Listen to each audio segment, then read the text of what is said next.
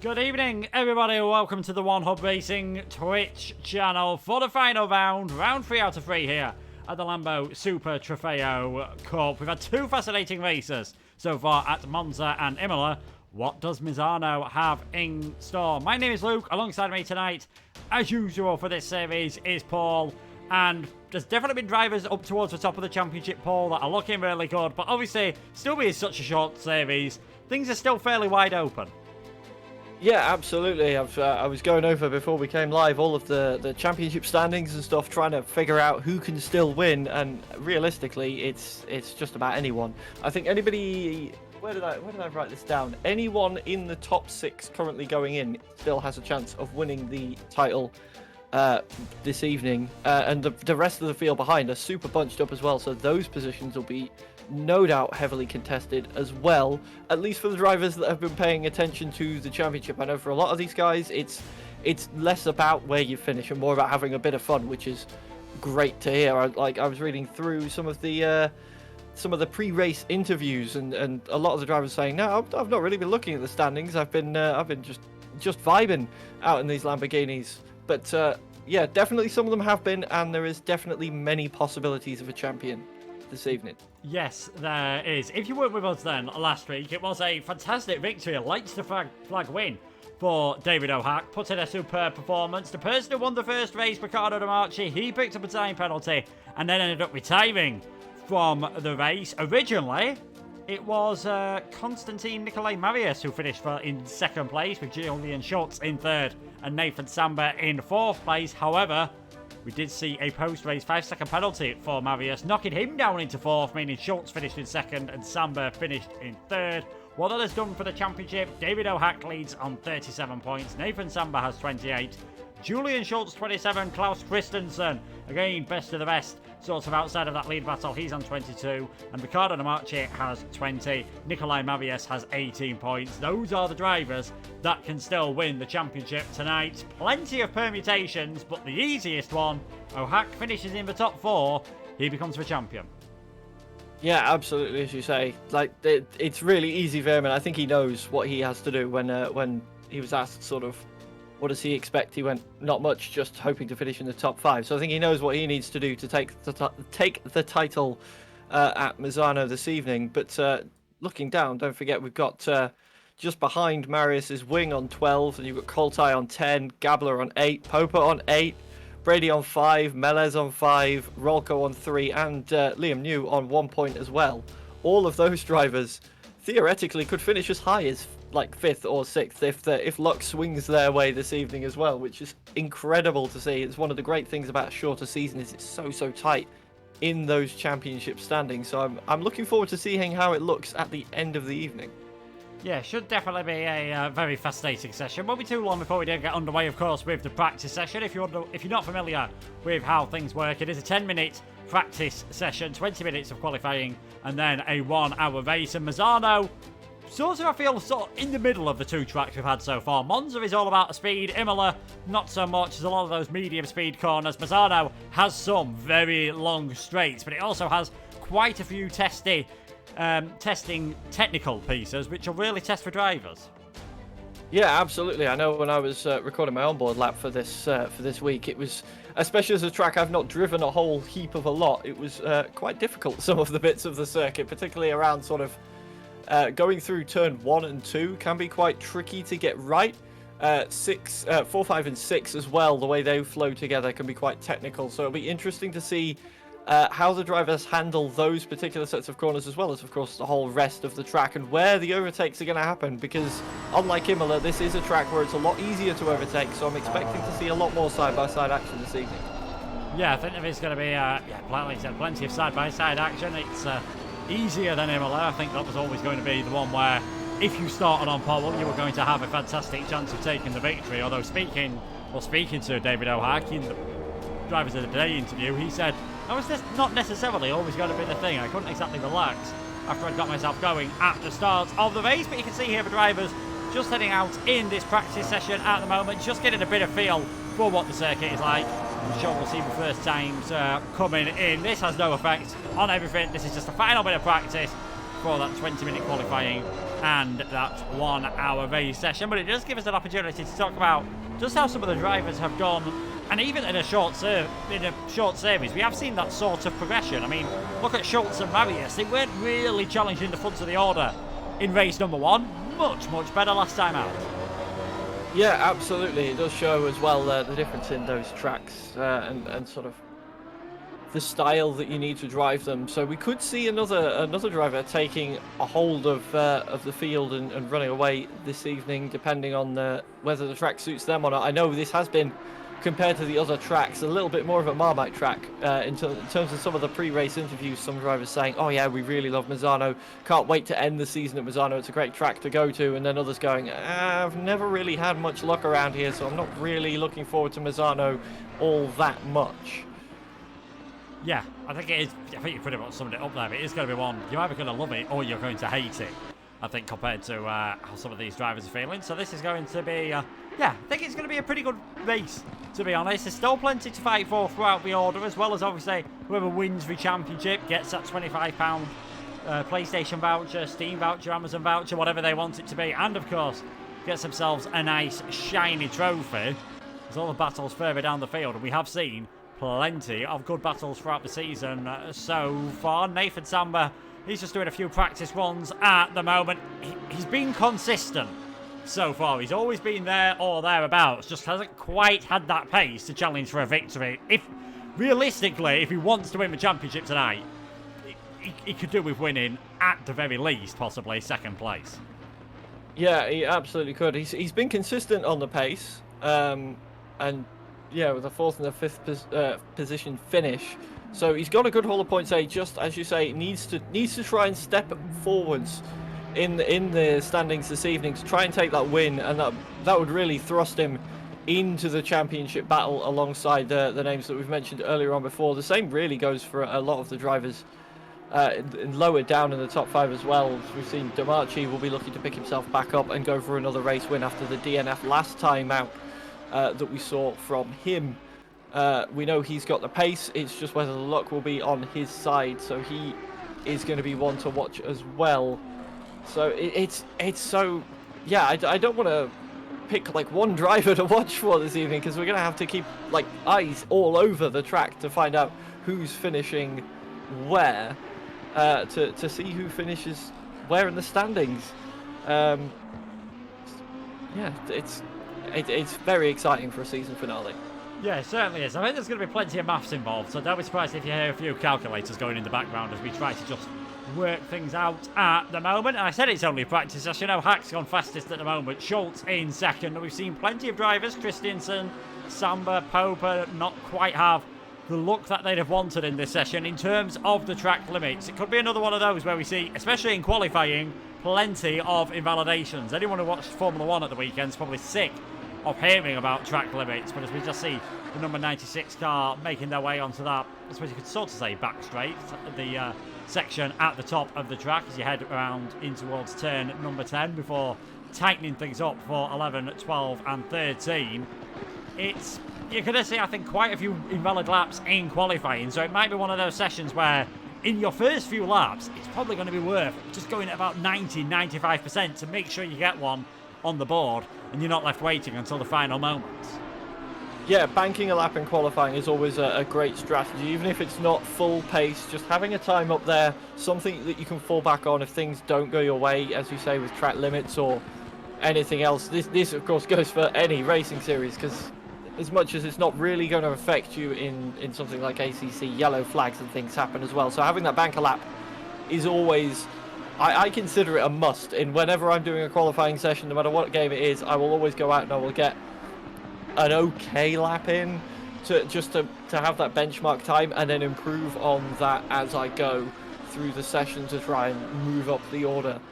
Some drivers do like to just go out there and just whack it round once, go as fast as they possibly can, beat everybody, and then go and sit in the garage and have a cup of tea for the end of the qualifying session. But I doubt we'll see any of that here tonight, because it has been very, very close on pace all the way through the season.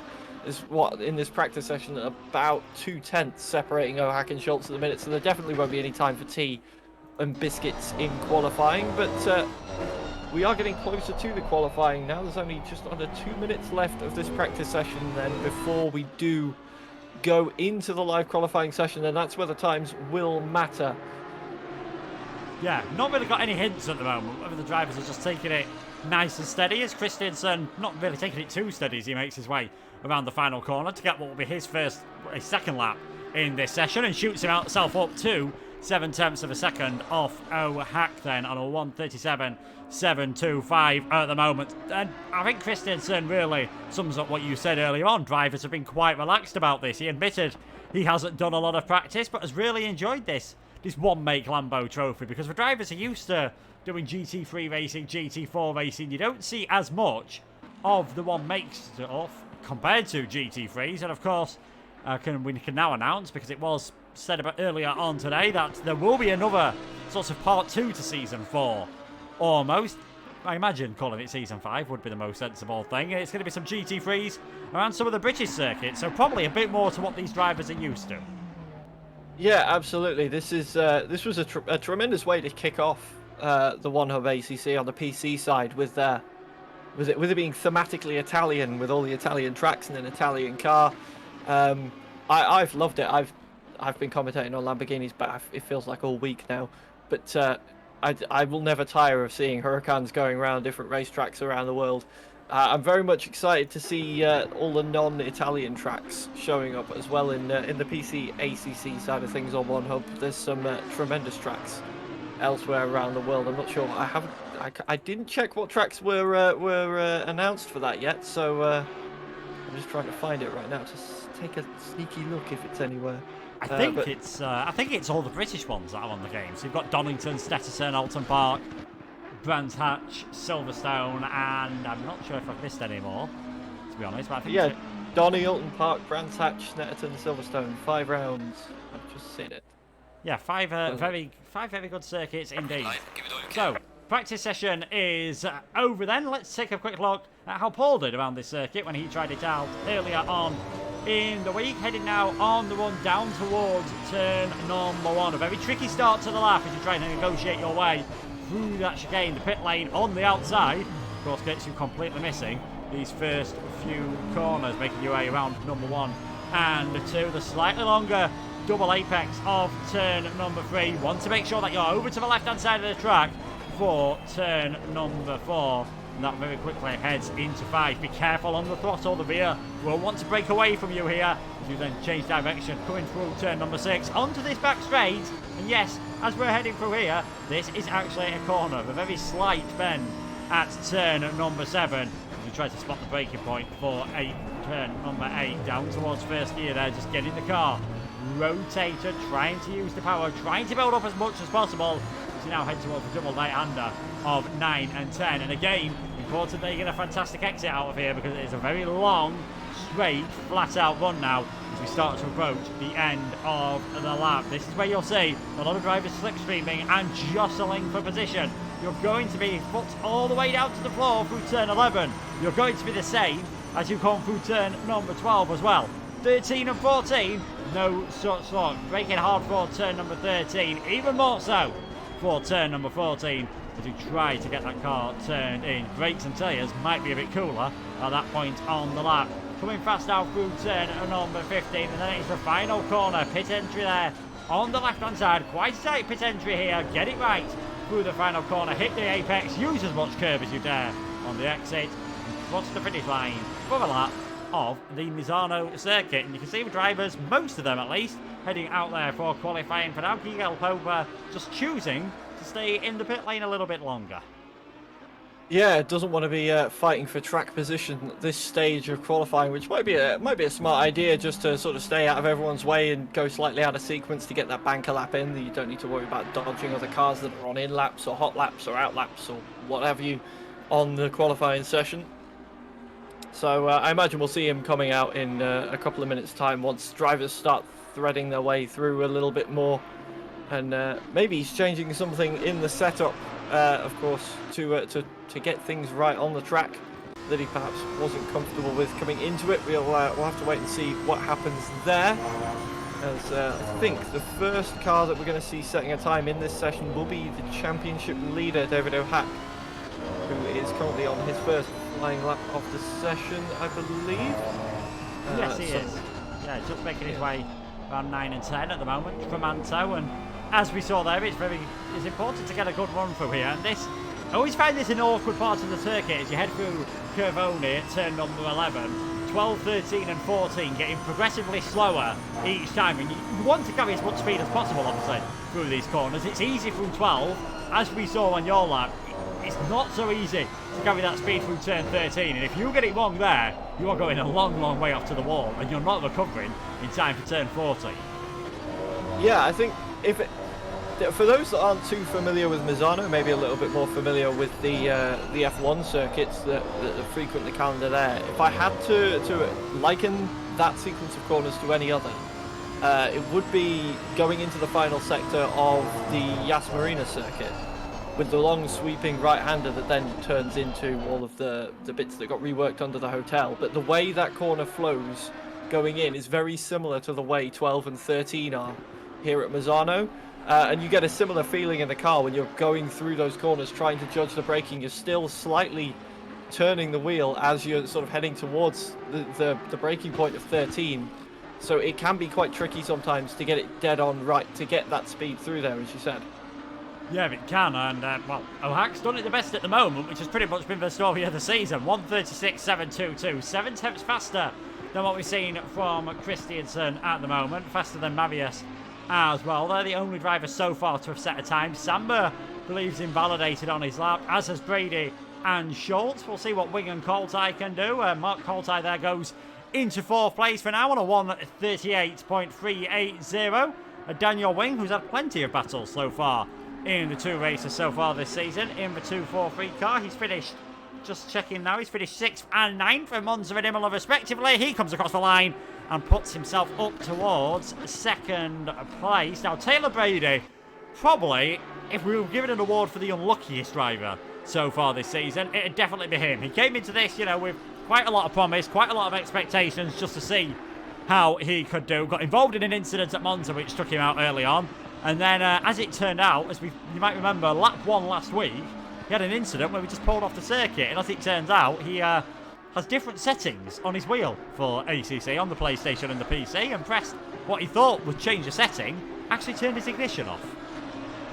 Yeah, as far as things go that you want to do behind the wheel of one of these cars in a racing situation, turning the engine off is quite low on the list of priorities. So, very surprising when I read that following the race, and very unfortunate that either that particular key got rebound without him realising, or he just forgot that he had that bound that way on PC. So hopefully he's changed the binding this evening to something he's more comfortable with, and he can be going back to being competitive, because he did look pretty competitive last time out at Imola. Before that incident happened, he was battling away around the midfield, and then as you say, all of a sudden he just sort of dropped off the circuit while he was trying to start the engine back up again, which Lady Luck not been on Brady's side through this season, so hopefully he can finish the season strong.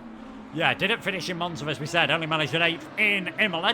Daniel Wing's looking to have a bit more pace this time around. This is going to get him pretty close to Brady. You can see just over a tenth of a second behind. It is actually Julian Schultz fastest of everyone at the moment on a 1:36.130. Ohak in 2nd, Brady 3rd, Wing in 4th. If the race finished like that, that would be good enough for Ohak. We do believe a few drivers are actually having issues joining the session, if you're wondering why the attendance was looking so low. So hopefully it won't be too long before we get some more coming in. Marius, he's also finding some big improvements at the moment. 6-7 tenths of a second. The fact that we're seeing, drivers build up by quite large margins does suggest that they are just giving it that tiny margin on their first lap to make sure they get a lap in, and then really going for it on the 2nd and 3rd ones.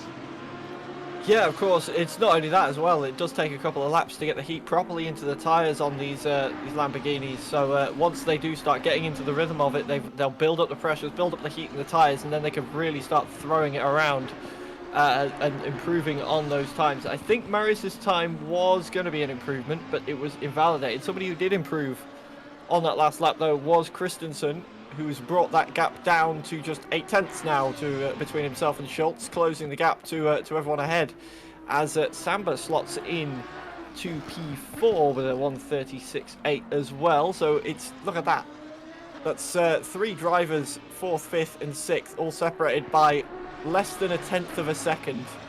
Okay, they're half a second currently off the pace of the lead 3, but yeah, it's going to be so tight between those guys when the race begins, as it is with the likes of Schultz and O'Hack, as well as Daniel Wing separates himself a little bit from that pack now with a what was that, 1:36.672.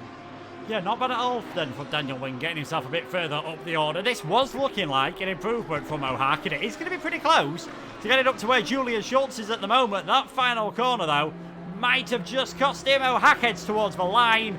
Was a mild improvement in the end. Only a few hundredths of a second. Just gets that tiny bit closer to Julian Schultz. So the 1:36.130, still the time to beat from Schultz, and he's still setting pretty competitive times. 36.4, as you can see at the bottom of your screen on that occasion. He'll be hoping for, a fantastic race. He'll be hoping, obviously, still knows that he's got a chance of winning the championship, that he can get himself further up there, even though he probably more realistically expects that he won't be able to. And he was asked that, seeing as there's only a single point between himself and Marius, won't things get nasty for the final round of the season? He said, we're mature enough to not kill us straight away, but maybe there will be some elbows out. And if anything, that's probably the opposite of what we've seen so far. I mean, that's normally what you'd expect. Things get a bit more rough and ready as the race goes on, but generally the start of the races have had quite a bit of contact, quite a bit of shenanigans going on, and then after the pit stop period, everyone just seems to have been able to build themselves into a rhythm. Yeah, I think strategy has played a little bit of part in that as the season's gone on. Of course, with it being the 20-minute pit window, it gives a lot of freedom to the drivers on when they want to come in and make that mandatory pit stop. And sometimes, if the guy in front of you makes a pit stop earlier than you were expecting, that leaves you in clean air. You can pick up the pace just a little bit and pull away, and then when you both come out the pits, you're sort of separated by a few seconds, which I think is what we've been seeing throughout this season. Is this just the different pit stop timings has wound up to the drivers either being able to go faster because the guy in front's gotten out of the way, or going slower because they've pit early and put on some cold tyres and wound up in traffic, or so on and so forth. So we've not seen huge amounts of battling, as you say, coming out of the pit window. So I'm wondering if that'll change today, with there being a little bit more at stake, if the drivers will start throwing these Lamborghinis around a little bit more to try and get every last tenth out of them throughout the whole race, to try and just get any points they possibly can in the championship, given the standings are so tight. Yeah, it looks like most of the drivers have got everything out of their first set of tyres. We've seen, I think, the majority of the field come into the pits now, and now we're just heading back out there with some fresh rubber on to see what they can do in the final 9 minutes. The only driver we've got out there who is yet to set time at the moment is Gigel Popa, the Romanian man. He's car number 93. Didn't finish in race number 1, but got a pretty solid 6th place result at Imola. We'll be hoping that this lap, which should be his first valid lap time, gets him a bit closer to those at the top of the order. Heads across the line. And I think in the end, that was another one that he had invalidated and would not have been good enough to move him off of 9th place. So Popa a bit out of rhythm with everyone else, not quite finding the pace that he would want to at the moment. And a bit like in the first runs, O'Hack's feeling pretty impatient. He wants to get out there early on and get the benchmark set if he can, and knock Schultz off pole position. Yeah, 8 minutes of the session left. I think he just wanted as many shots at that pole position as he could physically fit in the time. So he literally just bolted a new set of tyres on. It was like, right, that's it, lads. I'm going back out again. I don't care about traffic. I don't care about track condition. I'm just going. And he's come straight back out again, as you say, to try and get it more laps in.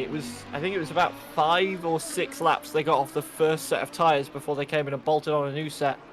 I think that included the out lap and the in lap as well.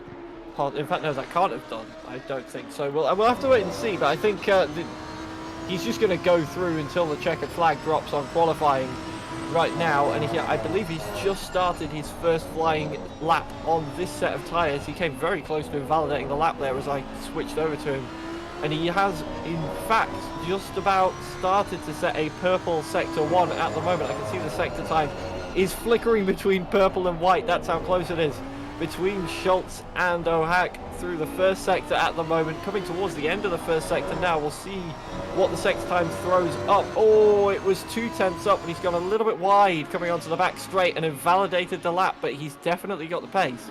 Yeah, definitely has got the pace, and you can see him there just backing off, cleaning the tyres a bit, because that is another thing that we see a bit more on this game. As we say hello to Floppy Fox, hope you're enjoying the qualifying action so far. Offline, off the track, you can see all the marbles just there on the slightly lighter grey stuff in the runoff area.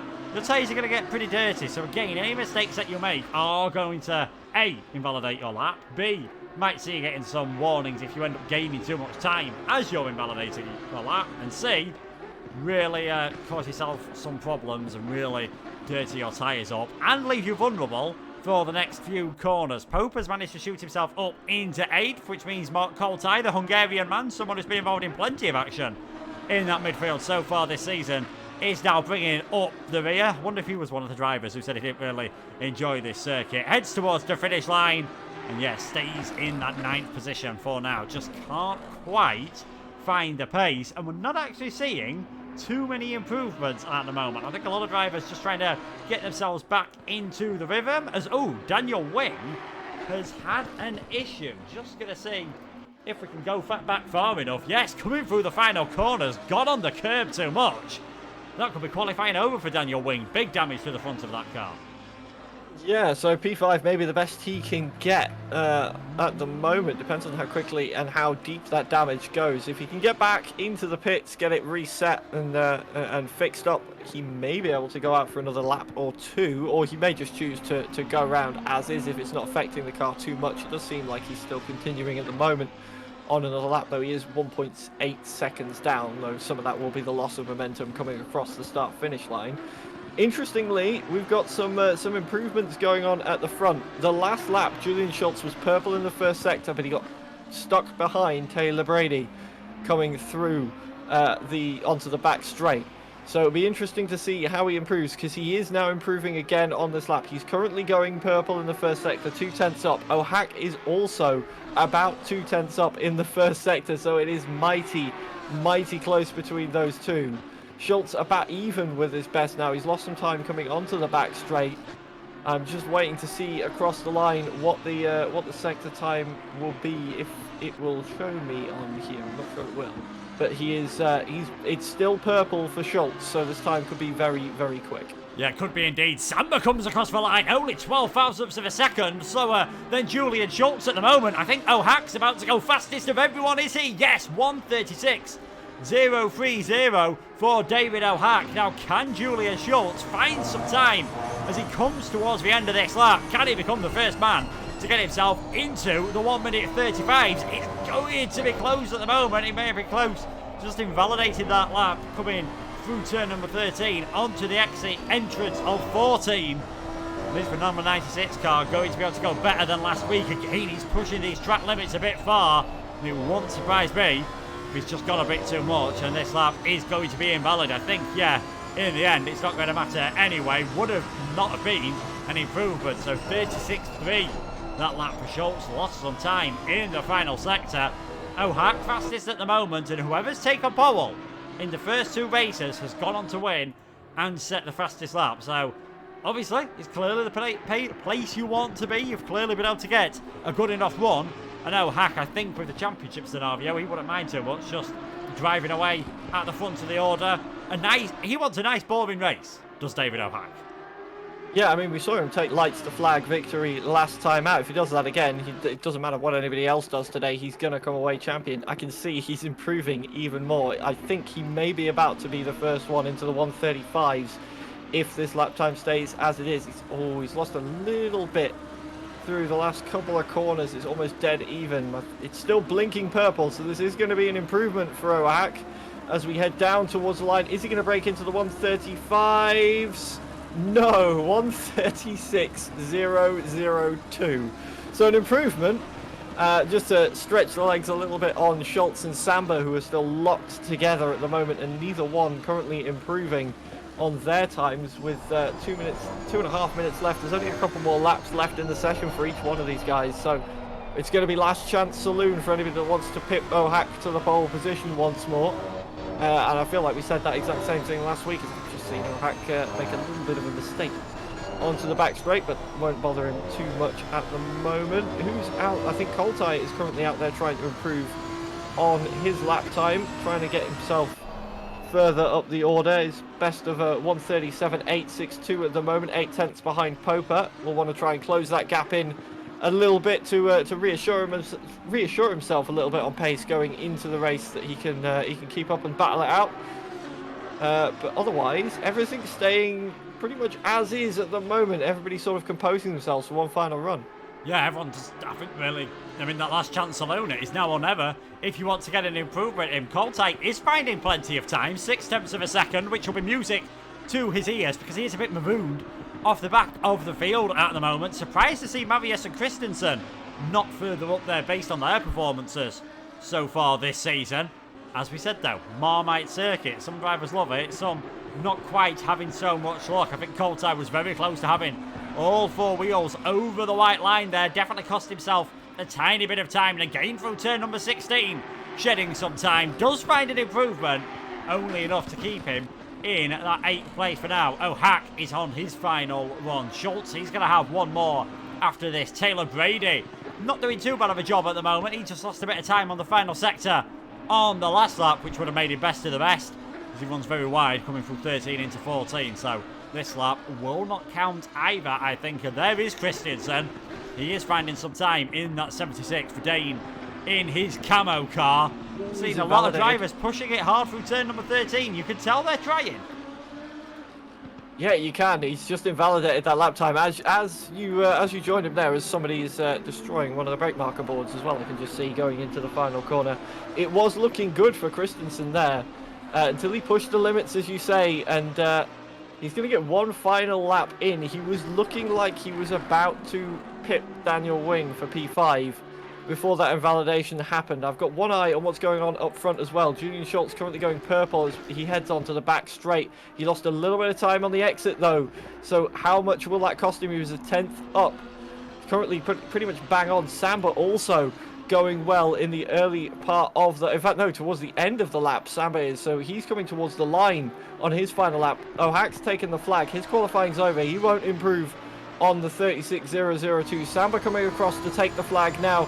It's also close as he goes into second with a 36.070. So the pressure is on Schultz now if he wants to be in the lead pair as we head towards the flag. But he's losing time on this lap at the moment. He's a 10th down on his best time is Julian Schultz in the number 96 car. Can he make that time up? It's so close.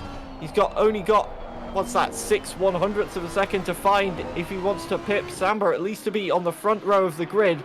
Can he find that time? Rounding the penultimate corner now, down towards the final corner. It's still a dead heat between this lap and his best. One final turn to go, and down towards the start-finish straight we go. Is it enough for P2 for Julian Schultz? No. Not an improvement either. Unfortunately for him, he's going to have to settle for 3rd place. Yeah, it was 25 thousandths of a second off his best lap. He needed to find 600ths of a second to tie with Samba. So it looks like Ohak is going to be on pole position. We're not seeing any improvements from Christensen and Mavius at the moment. And you can see there Christensen heads towards the line as the number 10 car of Mavius. A bit too hot on the throttle. And Ohak fastest of everyone. Samba second. Schultz, Brady, Wayne, Christensen, Mavius, Popa and Coltai. They'll be the drivers taking part in this race.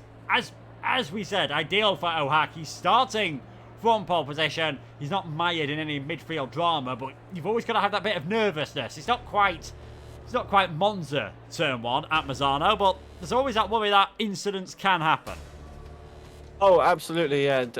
Especially with a field as tightly bunched as this one and so equal on pace, it's going to be very, very tight through the first corner, as you say, to make sure you don't murder someone going through there with the nature of how turn 1 tightens and then flicks around to the left as well. It's going to be very feisty because, of course, the outside line at 1 becomes the inside line at 2, so there'll be a lot of side-by-sides at the start of the race for people jostling for positions. So let's hope they keep it clean, because we can't really afford to lose any drivers at the moment. Yeah, we can. We definitely don't want any massive turn 1 incident, otherwise tonight could be very interesting one. I do remember a one-hub race on the F1 side of things where it was absolutely pouring it down with rain for the entire race, and a lot of drivers got caught out in the early stages, and yeah, it just caused absolute carnage. But as we were saying, we definitely hope that does not happen. Well, we've got this opportunity. We're just going to go through, of course, some of our sponsors here at One Hub, who, without of which we wouldn't be able to provide you any of this action. So big thanks for Vespertine. They help sponsor some of the prizes that you see get given to the drivers. ERT sponsor all of our trophies and the Going Gets Tough award, which you see on the F1 side of things. More news about Season 21 is out there as well. Next Level Racing have also provided many great prizes over the years, so make sure to check them out for your rig needs, for your racing action. SimGrid is where you will find out how to sign up to all the One Hub League, so make sure to check them out and go to sign up there. And last but certainly not least, Pure Sim Gear provide plenty of racing gear, gloves, and I believe racing socks as well, so make sure you've got the best possible feel that you can. Just try to get them marginal gains, and it's more than a marginal gain what Samba and Schultz need to find at the moment. Hack, he's looking pretty quick in this qualifying session, so well in the qualifying session.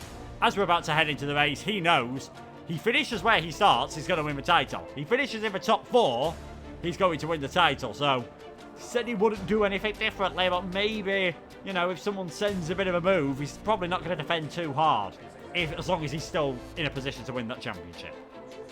Yeah, absolutely. The ball is in his court. He's got the advantage going into this one, so he can afford to lose a position or two just to try and not end up on the grass or in a wall or something like that. So he can definitely play it safe, and I imagine, as you say, yeah, if anybody does decide to send any really brave moves on him, he's not really going to defend it too hard if he's got one eye on the championship, of course. But we'll have to wait and see. Maybe he will defend it. Maybe he, like many of the other drivers, hasn't really paid super close attention to the championship, just wants a top 5 finish and a bit of fun. We'll have to wait and see what unfolds through the race. As I believe we are now just about to get ready to get started in this session. The timer has expired, so we'll be going away for a bit of a formation time, and then we'll be taking the green, and it'll be an hour of racing. Yeah, so you can see all the drivers just heading away on that formation lap at the moment. Is David O'Hack, pole position. Nathan Samba alongside him in second. Julian Schultz in third. And that is how they are in the championship at the moment. Taylor Brady, he's fourth in this grid at the moment. Great qualifying from Daniel Wing. His best of the season puts him fifth. Christensen, Mavius, Popa and Coltai bringing up the grid. It's definitely going to be quality, not quantity at the moment, as I think Mavius got very close to the back of Wing there. Not sure whether contact is on the formation lap, but if it was, you might have seen some cars getting some damage early on.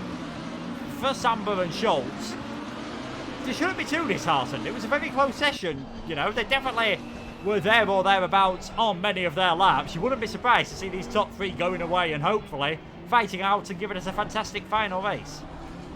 Oh, absolutely. It's not like there's a huge swathe of time between P1 and P3. They're all still separated by, I think it was 1.5 tenths between the top 3. It's not a massive chasm at all. So they will definitely be looking to try and take the fight to O'Hack through this race. And I think they'll be hoping that the guys behind do as well if they want that championship, to try and drop him down the order. But we'll have to wait and see how it unfolds. I believe we're coming towards the end part of the formation lap now, so with not many corners to get more heat into your tyres, not long left until those green lights will come on, and we'll go racing for the final time in this season. And O'Hack still leading them round and controlling the pace. And I can just see cars, woo, somebody's having a bit of a moment there, a little bit too hot trying to light up the rear tyres, and that is going to get some heat through your rear wheels, that's for sure. Yeah, it is. I mean, that's really, I think, the best way of doing it. I know we see another service waiting for him, but I think, you know, just getting the brakes warmed up as well, dissipating the heat through the tyres, can be just as effective. And there's not many long corners at this part of the circuit. You can see that incredibly long in the race, flat out run coming out of 10 through 11 and 12 as well. But it won't be long before they all start going 2 by 2, and it is all up to David O'Hack to control the pace to get this race away.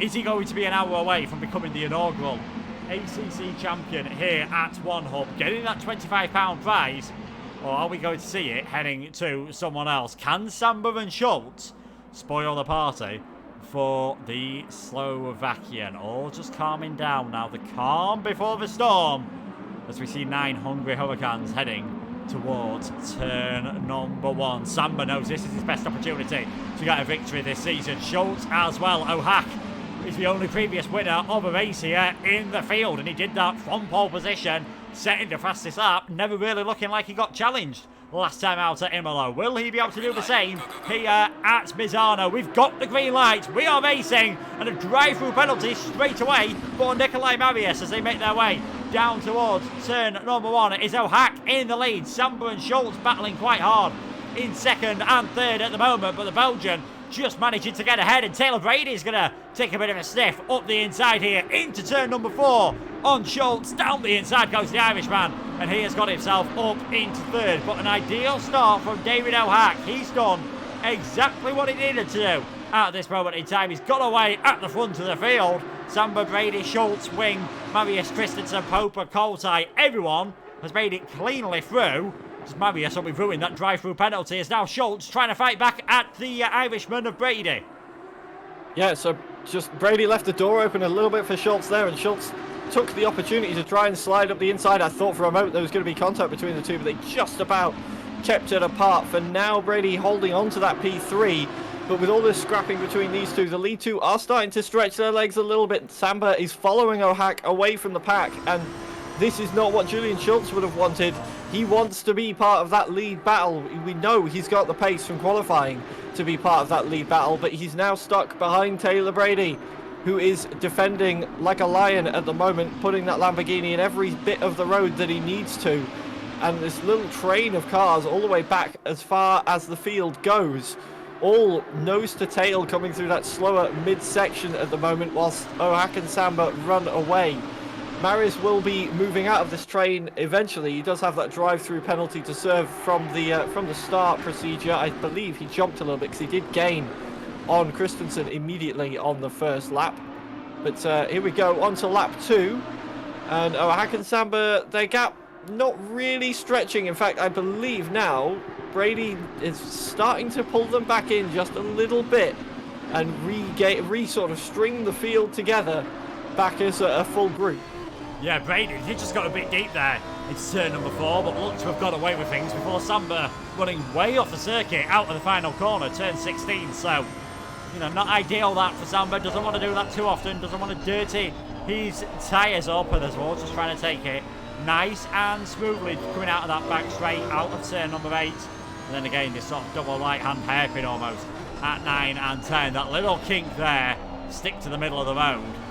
Keep it nice and clean coming out of number 10. You could see a lot of drivers trying switchbacks, trying different moves at that point of the circuit, and we are going to see, as you would expect in a series like this, plenty of slipstreaming at this moment. Everyone's just trying to get a bit of an advantage. O'Hack, he's stretched that gap a tiny bit. He's got it up to 1 second. Samba a second ahead of Brady, who, judging by qualifying, didn't quite have the pace. He's doing a good job to hang on at the moment, but he didn't have the pace of O'Hack, Samba and Schultz, and this could really frustrate this number 96 car. He needs to try to get a move done as soon as possible. Can't afford to wait for the pit window, which isn't going to open for another 26 minutes 42 seconds. Well, 16 minutes I should say. Yeah, absolutely. It could be a case with Taylor Brady that he could be a little bit better on race pace than qualifying pace. Of course, some drivers are better suited to hot lapping. Some drivers manage to find their rhythm and their speed a lot easier when they've got other cars around them. So that could be the case for Taylor Brady, as he's really starting to reel in Samba now. He goes a little bit deep through there, but he is closing in on the back of the 97 car. That is an absolute certainty at the moment, whether Samba's making some mistakes, because looking at the gap to O'Hack, having stretched to nearly 2 seconds now, I think that is probably the more likely scenario, is that Samba is struggling a little bit for whatever reason at this part of the race to try and get that rhythm, and it is allowing the rest of the field to catch back up and giving O'Hack that free air to just drive away.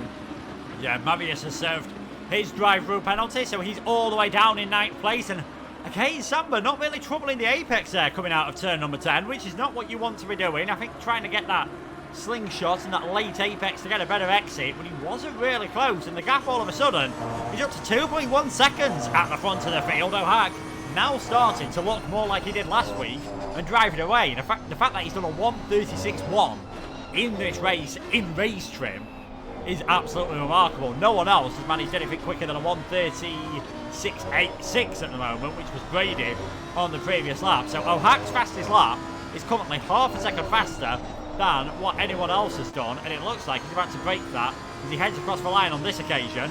Does a 1:36.125. He's, you know, the best form of defence is attack. If he wants to win this championship, the easiest way of doing it is making sure you're in the lead of the race and that no one else can catch you.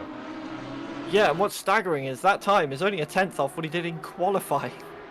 So he is really starting to... Of course, he's going to have a lot more fuel in the car now than he did in qualifying. So perhaps he was holding back in that qualifying session, because you have to imagine he would have had more than a 10th of fuel on board when he was doing his qualifying laps compared to what he's got now. The car will be a lot heavier, but he's still able to sling these lap times in and just waltz away from the field, as everybody else starting to scrap is going to affect that as well, because Taylor Brady is getting closer and closer. He's 2/10 a lap quicker at the moment. He's 2/10 quicker on this lap as well. So it will be very, very soon indeed. He will be right on the back of the 97 car, as again, Samba trying that different line onto the straight, and it's just about keeping him ahead, but Brady is gaining on him every single time. There's a move going on in the background, I believe, between Coltai has gotten past Popa at the moment. Popa having a mistake at coming onto this this final straight has lost him a position. Yeah, just catching the tail end of that mistake there. Popa, I think, having a bit of a lock-up of a snap as he came through turn number 9, has dropped him behind Coltai, so the Hungarian now gets himself up in towards 7th place. We're heading a bit further up the field. See O'Hack just driving away at the moment, 1:35.9. He's going purple every single lap at the moment. Samba and Brady aren't doing a bad job at all, but cannot live with the Slovakian's pace at the moment. Schultz is hanging on there in 4th. Wing Christiansen having a bit of a lonely races in 6th and 7th, as Popa actually comes into the pits there as, I think Marius might have had a bit of an issue as well. So Popa's left the session completely, so we're down to 7 drivers, because Marius, I think, had a problem coming through turn, coming on the back straight as well. So we are down to just 7 drivers, unfortunately. Yeah, so that means everybody that finishes is going to get at least 6 points, I believe that is.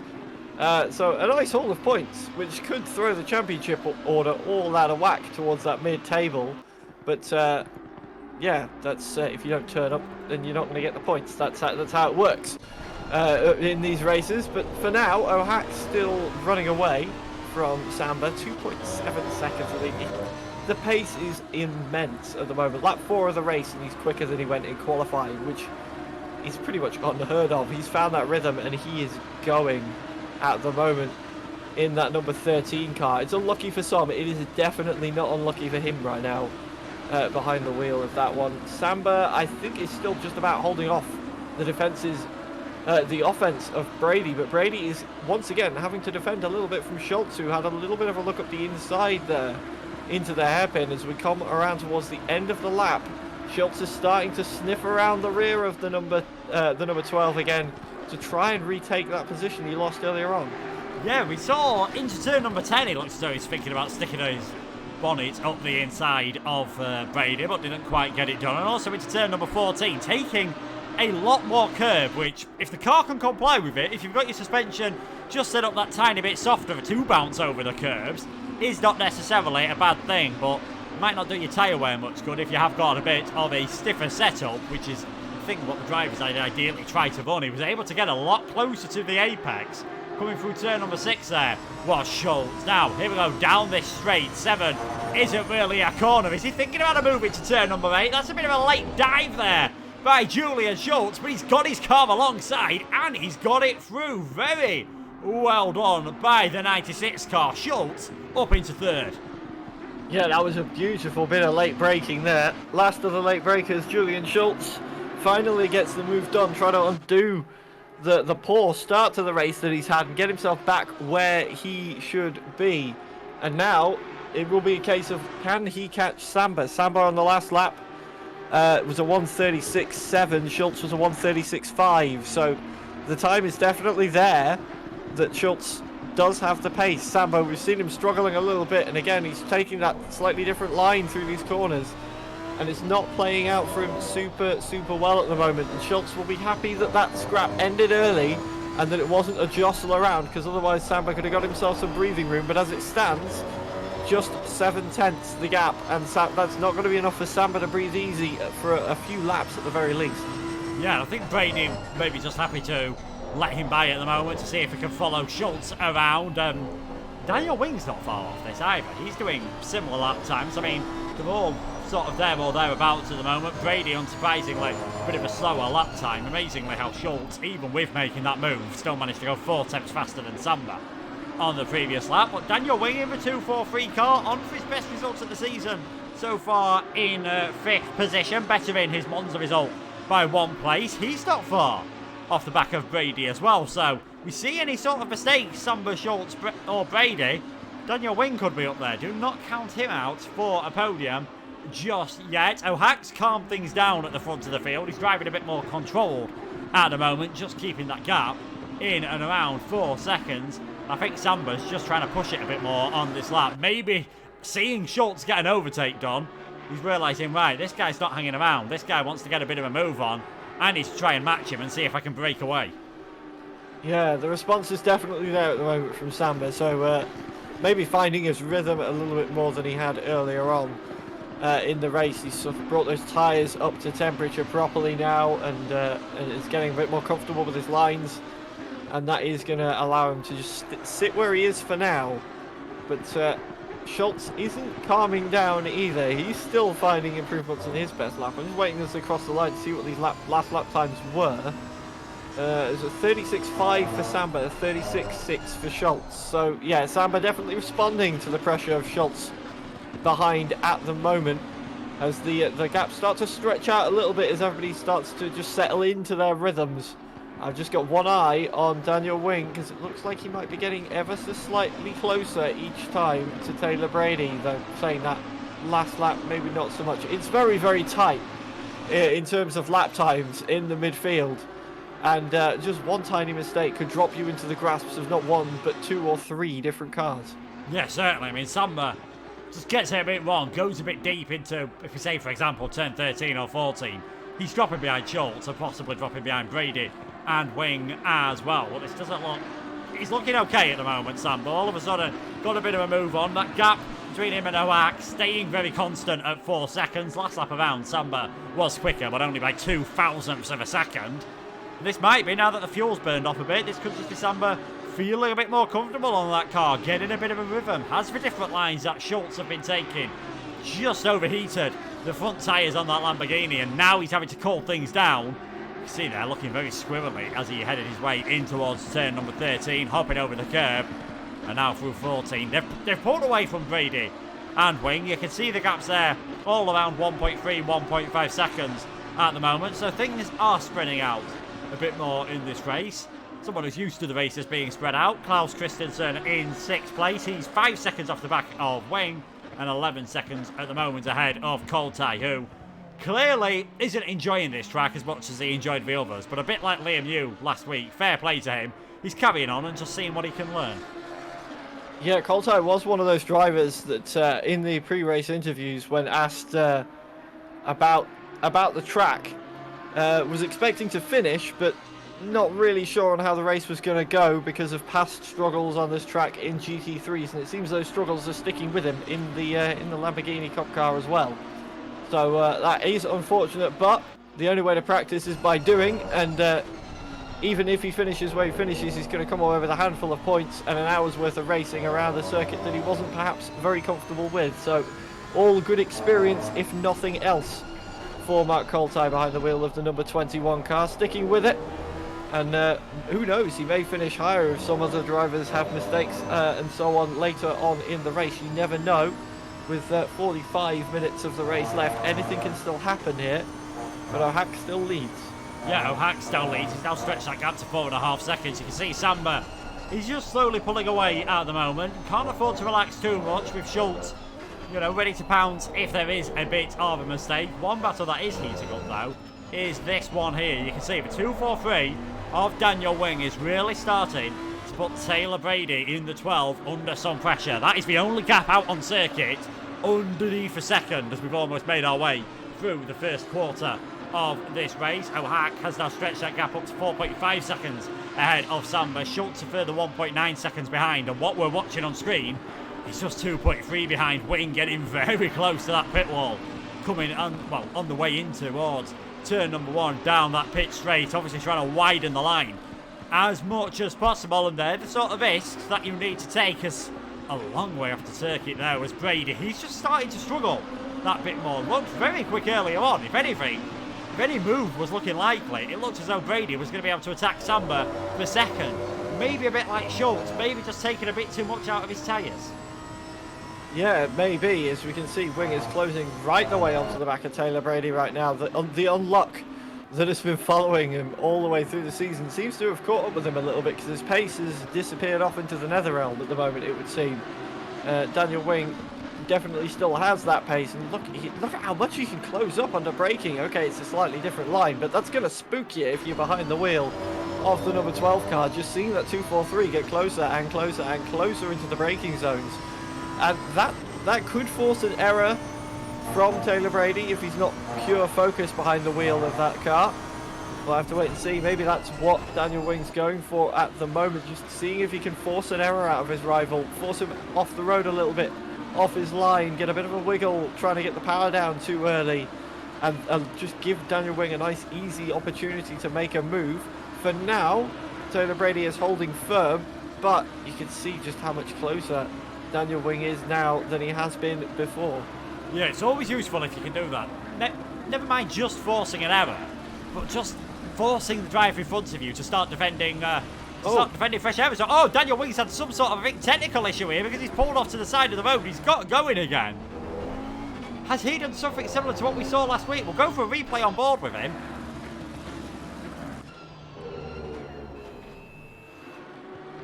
Yeah, I think that car's... I'm not sure whether the car completely shut off or what there, but Wings had some sort of an issue that has dropped down towards 6th place behind Christensen. Not quite sure what happened to him. No, I think it may have been something similar to what we saw happen with Brady last week, with the car just turning off. Whether he's got it bound differently to how he's used to, or it could be anything. It could be a cat walking across his keyboard, for all we know.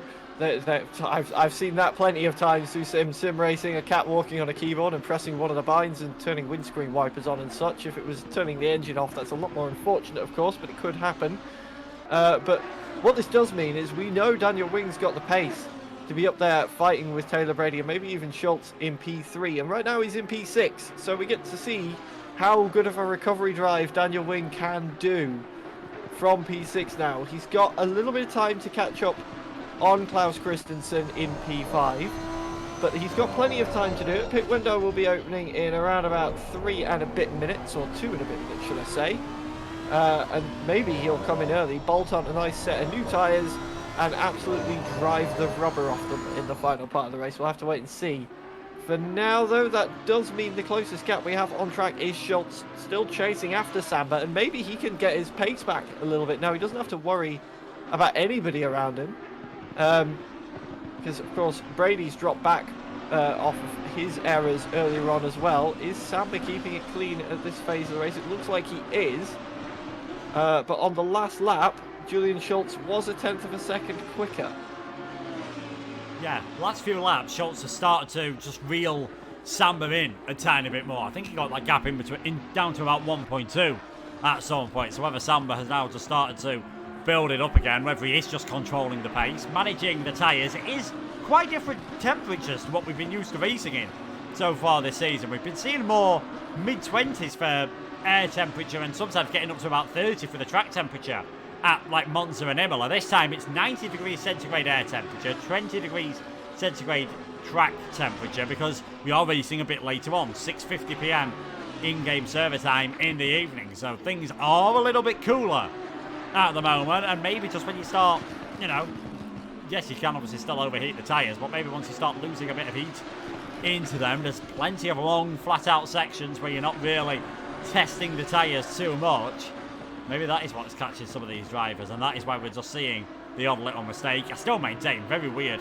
Whatever happened to Daniel Wing. Hopefully he'll be able to get his rhythm back as well. Never mind just his, get himself further up the field, because he was doing a great job keeping Grady behind him. But we've got this battle between Samba and Schultz. And just out ahead, Ohak still comfortably making his way round at the moment. 5.9 seconds.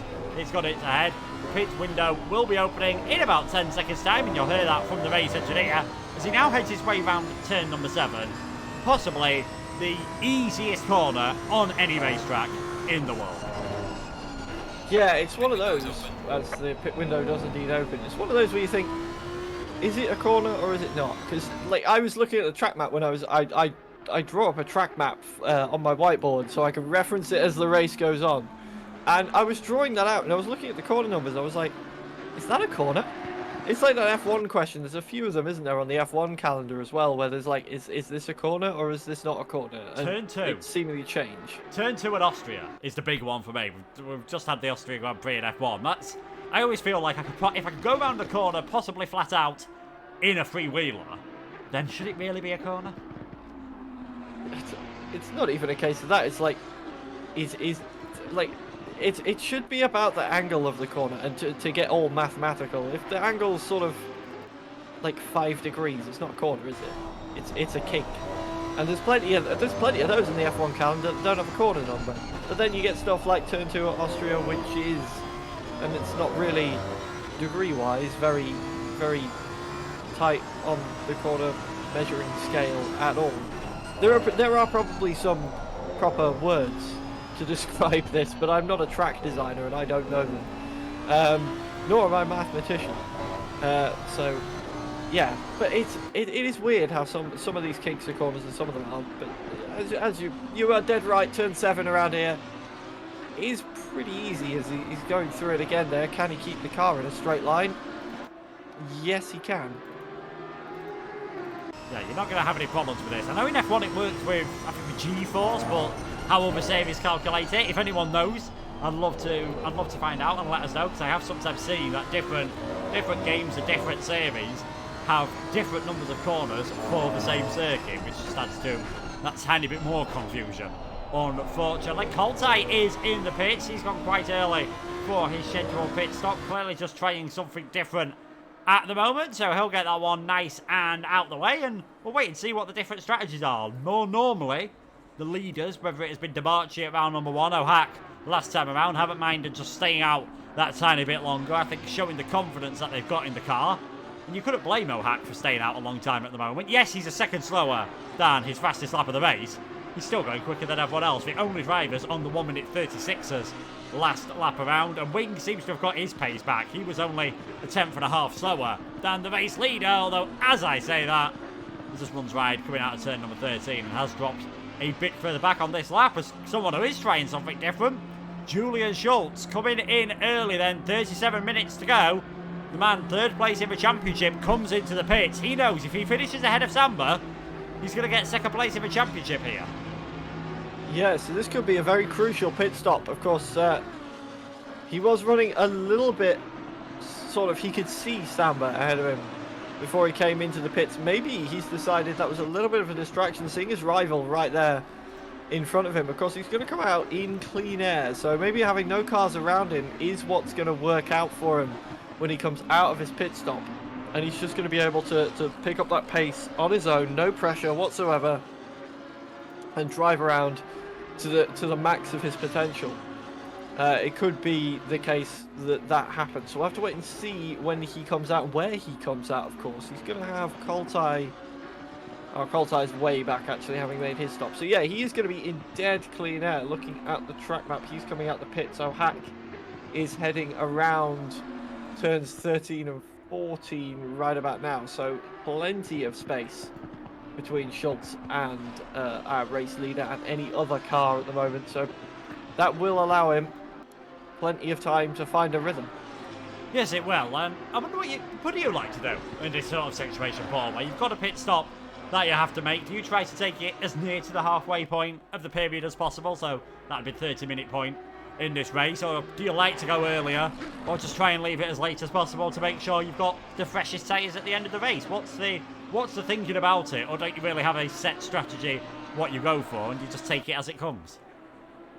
Yeah, I think a lot of it does come down to take it as it comes. I like taking the pit stop pretty much in the middle of the session, as Taylor Brady has also come in now with 24 minutes gone. I like taking a pit stop towards the middle of the session because then you've got the same sort of level of tyres both sides of your pit stop, but obviously you've got to think about where you're going to come out as well. If a lot of the cars that are battling around you have come into the pits, where are you going to be when you come out of the pits with regards to them? If you go a little bit earlier, are you going to be able to get the tyres up to temperature before they come in? It's a big mind game. It's like 4-dimensional chess sometimes trying to plan out a pit stop in one of these things. But generally speaking, middle of the session, then you've got 30 minutes on one set of tyres, come into the pits, 30 minutes on a new set. Nice and easy. Yeah, it's definitely the easiest way to go, and I think I agree with you. I prefer doing that. If I am going to go one way or the other, though, I'd usually go longer on the first stint and a bit shorter on the second. That is just my own personal preference, again, to try and give me those better tyres at the end. Taylor Brady making his way out of the pit lane, then doing what is normally a wise thing for racing drivers to do, which is the complete opposite of what I do. He will come out behind Schultz, but ahead of Coltine. Needs to be a bit careful on that pit exit, but there is Brady just heading out there now in what will still be that net 4th position by the time Christensen and Wing have come into the pits. As David Samba now in, I think clearly reacting to Schultz, seeing these close together has just caused a few earlier pit stops. They were setting some rapid pace at the start of the race, so I wonder if the pace O'Hack has set at the front has just maybe caused a few of the others to burn up their tyres a bit earlier than what they would have liked. But Samba now into the pits. That's what's going to be the interesting point, is where does he come out relative to Julian Schultz, who's not exactly setting the timing screens alight at the moment. So you'd imagine Samba's going to be fairly safe. Yeah, it looks like he might be, but of course, it'd be interesting. One thing that you'd hate to see if you were behind the wheel of one of these cars, and we've not mentioned it much in this race so far, is just how long the pit exit is here. Of course, it's a MotoGP circuit, so they've got to try and thread the cars and the bikes out in the safest way possible. And given the nature of the first few corners, you actually wind up coming out of the pits around this track at turn 3, sort of similar to how the GT pits works at Spa, actually, where you skip basically a good portion of the first sector, but you do it entirely on the pit limiter. So you are trundling around the outside of turns 1 and 2 on the pit limiter before finally being chucked out on the outside of turn 3, which he's just about come out. I can see Schultz is about 3.3 seconds behind or so. So he's managed to keep that gap, but if it was any closer, I could just feel the pain he would have been feeling if Schultz had driven past at racing speed while he's bouncing off the rev limiter. It's when you just see it getting closer and closer as well, and I suppose different obviously to Imola and Monza, where you get off the pit limiter very early, but you've been trundling along doing about 60 kph and the car's coming up behind you doing about 260 kph. All of a sudden you just see the gap closing and closing as you get in towards turn number 1, as now Daniel Wing makes his way into the pits, leaving O'Hack and Christensen the only ones that have stayed out. Schultz, I think, actually losing a bit of time in all of that pit stop period. Those with the green, obviously, next to their names, they have done their one compulsory pit stop. Those with the orange and the 1, suggesting that they've still got that one to make, which Wing is doing now. Christensen and O'Hack still dragging around at the moment, with our race leader 21 seconds ahead at the moment. A large amount of that, though, is down to the different strategies that everyone is on as we are approaching the halfway point of the race. And you can see as well Taylor Brady, he's not gained as much in that pit stop period. I think he'll just be relieved. He's having a bit of a cleaner race at the moment, and he's not had any of the issues that he's had in some of the earlier rounds to go on about. He was one of the drivers who, you know, talking about, he just said, I want no mistakes for once. I love the track, I could have some great racing, but I just want no mistakes. And he's had some great racing in the first few laps of this race. Maybe he'll be just a bit disappointed that he hasn't quite had the pace of those front three, who straight away from qualifying O'Hack, Schultz and Samba looked like they were going to take the victory in some order. It didn't look like, though, O'Hack was going to dominate in the way that he now is doing. No, absolutely. He really turned up the wick. As soon as those lights went green at the start of this session, he was absolutely on it. And I don't think he's taken his foot off the gas for the entire race, pretty much. He's absolutely flying as Christensen is the next driver to come into the pits, leaving O'Hack the only one out there that hasn't yet. I was just keeping an eye. Daniel Wing seems to have lost quite a large amount of time in that pit stop to Taylor Brady up ahead of him. There's a 9.5 second gap between the two of them now, so I don't know quite what's been going on between those two through that little pit window. We saw them a little bit closer together earlier on, but now absolutely not the case. And even after the little car turning off incident from Daniel Wing, I don't think the gap was that big. So he's got some time to make up as we hit the half distance point of the race. Is O'Hack going to make a pit stop anytime soon? Where is he on the track right now? Let's take a look. He's coming up towards the final sector, so let's see if our race leader does come into the pits on this particular occasion, rounding turns 13, 4 and 14 now through Caro and up towards 15, and then the very innovatively named turn 16 Misano. Is he going to come into the pits? No, he's staying out for a little while longer. Clearly very comfortable on that set of tyres. So I imagine we're probably just going to see him come in at the last available opportunity, as we saw him do last time out. Yeah, this could be pretty close on pit exit though. Wing and Christensen in the end. Christensen still able to retain that fifth place that he had earlier on, so Wing staying in sixth. I think Wing might have just closed a tiny bit up on the back of Klaus though. And David O'Hack now has, I don't think there's any other way to put it, he's about 1 minute 15 seconds ahead of everyone. He is just loving life at the lead at this moment in time. Yes, he knows he's still got to pit. 8 minute 47 remaining, 46, 45 remaining on that pit window, which closes in 20 minutes at the 20-minute point. So got another 4 or 5 laps he could do on that set of tyres, and I imagine you might want to get a bit of a move on with that. You probably won't want to have to deal with any lapped cars, so wouldn't surprise me if it's this or lap or the next one for our race leader when he comes in. Won't want to get involved with the battle between the 76 and the 243 if he can help it. Yeah, they are very close together and not too far down the road from David O'Hack. So, yeah, I think you're right. We'll see him peel away as soon as he realises he's getting a bit close to those two. In that battle, Daniel Wing now got the gap down to a second on Klaus Christensen. On this one, of course, Christensen coming out the pits a lap later. He's got to get the heat through the tyres still, whereas Danny Wing's already got the heat in the tyres from the earlier pit stop. So he's going to be able to apply the pressure. How quickly can Christensen bring those tyres in, as speaking of David O'Hack is into the pits on this lap. Yeah, so race leader, the final car to come into the pits, then David O'Hack. He will come out comfortably in the lead. He will very likely, barring some sort of issue, fingers crossed for him that he doesn't have any, does look like he will be claiming this championship as Christensen just goes a bit deep, coming through turn number 4, then into 5. Can we see Daniel Wing go for a bit of a move? We've seen someone go from a long way back earlier on, and that was Schultz coming into this turn. Managed to get the move done on Taylor Brady way earlier on at the start of this race. I think it's about 20-25 minutes ago now. But Wing, nothing going on this occasion, but he's still showing that he's got that fantastic pace that he had earlier on. And if he gets this move done, you never know whether he might be able to close up to Brady in the latter stages.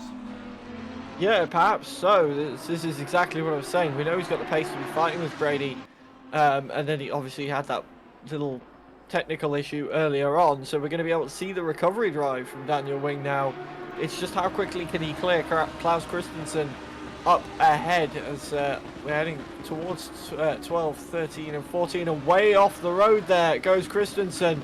That's questionable because he could have gained some time, albeit Daniel Wing was able to close the gap up, but he will have gained it. He didn't lose as much as he perhaps should have done by going off the road there, saved by the fact that it's tarmac and not gravel like it is in some other parts of the race circuit. But Daniel Wing now will know he's getting under the skin of Klaus Christensen. He's forcing those errors out of the number 76 car, and it is surely only a matter of time before he makes the move, though he did just ride the sausage curves on the inside of one there, which is going to slow him down a little bit coming through the remainder of this, the Variante del Parco, but he's definitely applying the pressure, and I feel like it's a matter of when, not if now.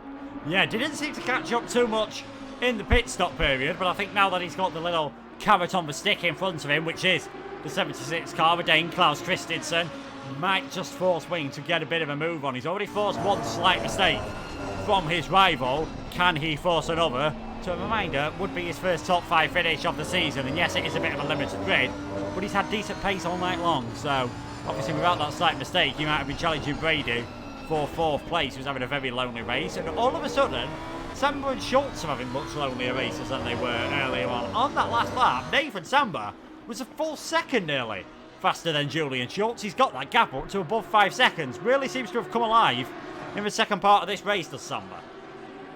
Yeah, and with O'Hack bringing the tyres in as well, Samba's actually closed the gap down in the pits, in the pit window to less than 10 seconds again to David O'Hack. So maybe, just maybe, he might have a bit more pace in the second phase, feeling a bit more comfortable on a new set of tyres.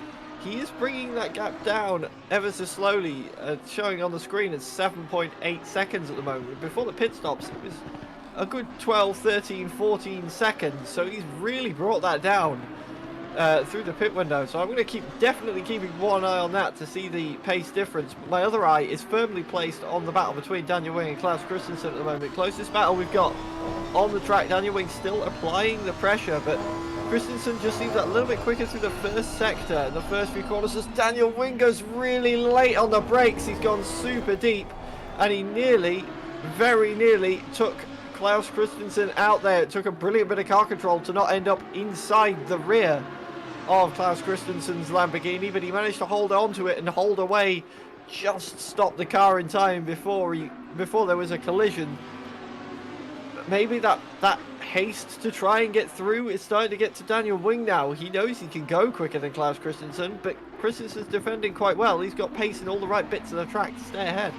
Yeah, I mean, Daniel there going in on a bit of a wing and a prayer into the braking zone at turn number 4. Came very close to smashing into the back of Christensen, who we say is defending very well. Last lap nearly set his personal best. He's not really had to start driving offline and defending the inside of the corner.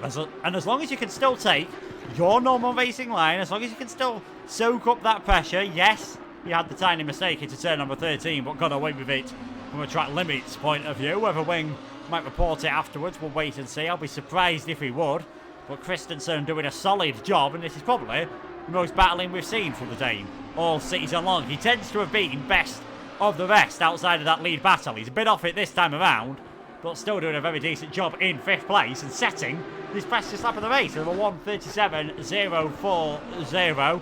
David O'Hack, our race leader, has now got those tyres warmed up and has pulled the gap out back to 8.6 seconds on Samba.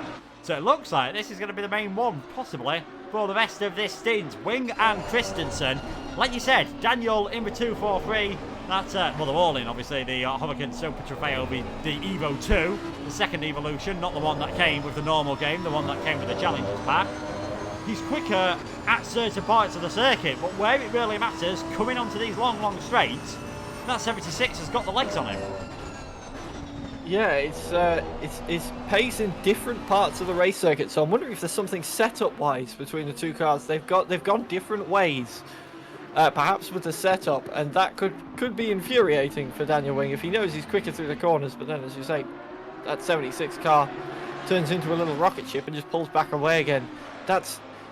It's mildly infuriating behind the wheel of a car when you know through the twisty bits you're quicker, but in the straight bits the other guy's quicker, and you sort of end up in this stalemate of not really moving anywhere for a little bit until one of you makes a mistake. So it's like a game of chess right now for P5 and P6, and it's all a case of who gets the checkmate first. Yes, it is. It's always an interesting dilemma when it comes to setup, especially on a circuit where you have got that mix. You've got those long straights. You have got these twisty parts of the circuit. We're heading towards one of them now with Klaus Christensen into turns number 1 and 2. It's all well and good having more pace through the corners. It's generally the quickest way to do it. You're going to gain more time in the corners than you are in the straights. unless you get stuck behind a car which has got supreme straight line speed, because on that occasion, you are going to find yourselves getting frustrated all the more as you just watch the car in front pull away. I mean, this is the closest Wing has been for a long, long time. He is right underneath that rear wing of Christensen, and then that concertina effect sort of spreads itself out again on the straight, on the run down towards turn number 8. Christensen just doing enough on this occasion to stay ahead, although it is certainly by far the closest we have seen Wing get for a long, long time, but still not quite close enough. And they're pushing themselves on. They gained a second on Taylor Brady on the last lap. I think must have made a mistake somewhere, because he's not losing as much time on this occasion, but you never know. If Brady has a slight issue, again with his wheel, again we've seen drivers run wide on occasion, and Christensen and Wing could still be in a battle for 4th place. We'll wait and see how things go. Does look like the battles at the front have sort of steadied themselves. Again, O'Hack just pulling away another lap in the 135s on the last occasion. Last 20 minutes, pit window is closed. Everyone has done their compulsory pit stop. And our race leader, and whisper it quietly, possible champion-elect, now has a 10-second lead. Yeah, he is once again stretching his legs in that Lamborghini out front, the number 13 car. His last lap was 35.987. So he's back on, absolutely on the pace out in front and stretching that lead. And I'm wondering, going back to this this little battle we've got between Christensen and Wing, I'm trying to figure out what is. Ooh, that's Christensen going wide. This could be Wing's opportunity. How quickly this will be a good time to explain what I was about to try and talk about. Is it traction coming out of the corners, or is it top speed for Christensen? Because as much as Christensen's going slower through the middle part of the corners, he's gone deep as well once again, and Wing looked like he was trying to take it, but he was going wide himself there and just sort of got blocked by Christensen being offline, be it on purpose or not. But Christensen just seems like when they're so close coming onto the straights, for the initial part of that straight, the gap extends a little bit, and then obviously the slipstream effect will kick in. Wing can be pulled back in towards it.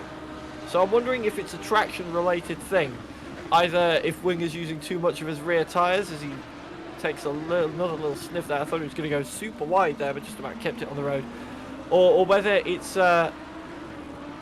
just a setup thing. We'll have to wait and see. Maybe ask one of them if we get a chance to talk to them after the race, whether they felt it was traction or a more innate setup thing. But for now, Wing's still behind, and every time we go into a corner, and I just see Wing getting closer and closer. I keep thinking he's gonna hit him. He's gonna hit him, but he slows down in time every single time. It just shows how much more confident he is on the brakes right now.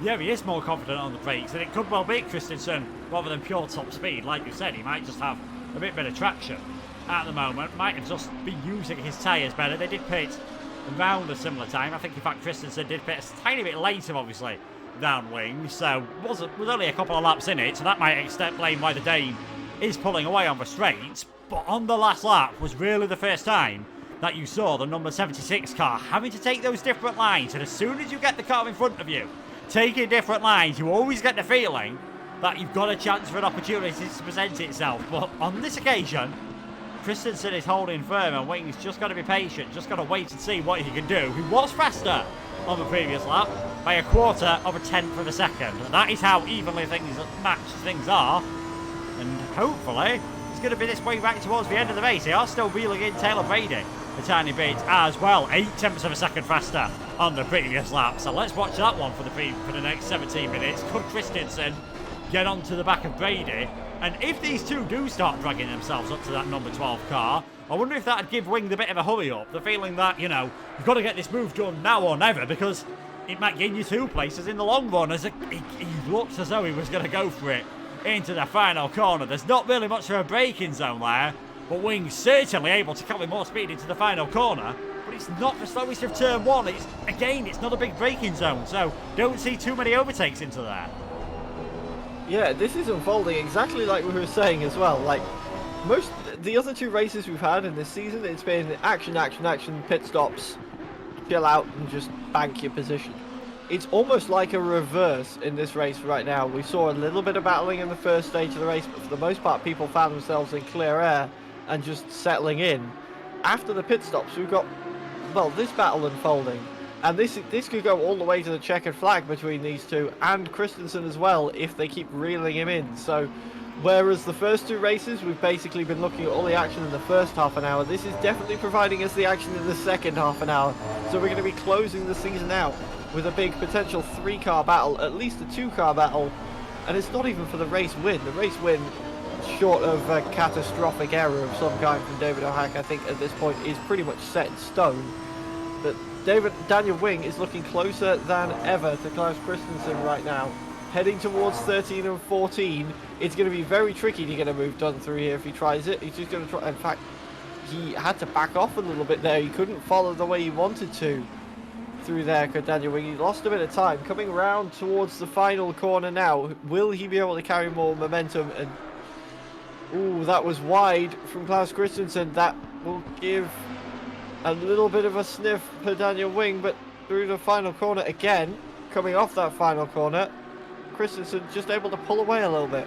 And again, they're catching up to Taylor Brady. The gap is now less than 5 seconds. You can see, and this is something we've noticed from the 2-4-3 all race long, he's riding the curbs more at turn number 1 and seems to be getting away with it. On the previous lap, Christensen did run a bit wide out of 9 and 10, and that is what gave Daniel Wing the opportunity. I just feel he's almost got to try and take that later apex into turn number 13 to get a run into 14 if you're getting anything done at that part of the circuit. But this isn't Christensen's first rodeo. He's done plenty of races on F1, on ACC at one hub and at other leagues. He knows where to place his car, and he's just doing a fantastic job of defending at the moment. And Wing hasn't gone for a move in frustration, but you do wonder, the longer this goes on and the closer we get to the end of the race, will he go for a bit of a dive? Will he just try to go for something to have an opportunity? On this occasion, Christensen gets a slightly better exit than he did the lap before, although he is still right underneath the rear wing of that 76 car. I think it's going to be another lap for Wing where he just has to stay behind for now. Heading into turns number 13 and 14. Can he get close enough into the 13? No, he can't. So, as you were for those drivers at the front, O'Hacker's absolutely sprinted away. He's got that gap up to 15 seconds. And yeah, Christensen gone wide there. He's just about held the inside line going into turn 15, which has allowed him to stay through, but that will really keep Daniel Wing interested. A little bit of a mistake going through turn 14 at Caro. Going deep on that one, Daniel Wing for the first time managed to get his car alongside Klaus Christensen then, before having to back off to try and get a run down towards turn 1, which didn't work out for him. So it's still as you were for now, but the first signs of mistakes coming in this fight.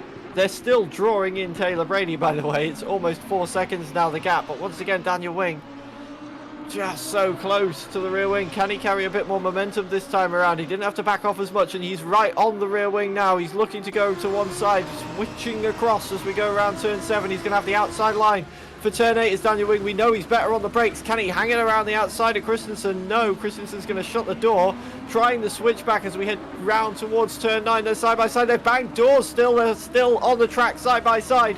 Inside line for Christensen. He's going to hold it still for the moment. Wing once again going for the switchback as we head onto the back straight, and it's going to be a drag race down towards turns 13 and 14. This is great racing between the two of them, still side by side as we head towards the final sector of the lap. It is going to be the inside line for the 243 car, but the speed advantage is there for Christensen. Is Wing going to be able to hold him off and shut the door? It looks like he will. Can Christensen come back? No, not for the moment. And Daniel Wing finally gets the job done, but it took him half a lap of side-by-side racing to do it. It was turn number 14 when that move was made certain. It was turn number 4 when we saw the tiny little mistake from Klaus Christensen that allowed Wing to get that one. Fair play to both of them, going side-by-side with some contact down the straight. I can't imagine they were too happy about that. I think they were both trying to just put the spook on each other. Mansell Senna-esque from the 90s, and ended up getting a bit too close for comfort, but Wing has got that position. Now it'll be interesting to see whether the 243 car does streak away. Can he close up to the back of Taylor Brady? Or will Christensen be able to stay with him? I think they'll have both dirted their tyres for some suboptimal lines that were taken there. But fantastic to watch. I hope you guys enjoyed it as well. 11 minutes to go in this race. This could be a battle that goes on right towards the end, and they might start to drag the number 12 car into it. And still out ahead, still showing, as he has done since the start of the race, really, since the end of lap number 1. O'Hack has just pulled and pulled away. 1:36.6 on the previous lap. The next fastest man was Samba, 0.7 of a second slower than him. He's only 10 minutes 35 remaining as he finishes lap number 30 there. And he's about 17 seconds ahead of the pack. Yeah, at this point, O'Hack could go around lapping in the 38s and still not get caught by the end of the race. It's just such as the pace he set earlier on. He is really just chilling out there at the moment in the lead of the race. It's never really looked in doubt for the Slovakian so far, so it's looking like a very clean victory, very much like we saw in Imola, but in a much more dominant fashion to we saw last time out. Not really challenged at all. He was much faster at qualifying, and he's much faster in race trim as well. Oh, in fact, I say he was much faster at qualifying. It wasn't that bad in qualifying, actually, casting my mind back. It was about 1/10 of a second, but in race trim it's a lot more than that, it would seem, with Samba falling away a little bit, 7/10 off of his pace at the moment. I've still got my eye on the gap between Taylor Brady and Daniel Wing as well, 3.3 seconds. So if that is going to be a battle that unfolds, it will unfold right at the very bitter end of this race, with just 9.5 minutes left to go. So it's going to be about 7 or 8 laps, depending on O'Hack's pace. And I'm wondering, this is going to draw something with the absolute unpredictable pace of David O'Hack in this race. I'm wondering if they're going to end up with more laps being done in this track than we've seen. This was something I was talking about when I was doing some other Lamborghini stuff at the weekend, was certain drivers, when they can go quick, can eke an extra lap or two out around a certain track. And when they do that, it can catch the other drivers off guard, because the drivers will want to only fuel for however many laps they're expecting to do. As Christensen once again gaining on Wing. Wing's gone wide. Christensen's gone wide as well. He's followed him off.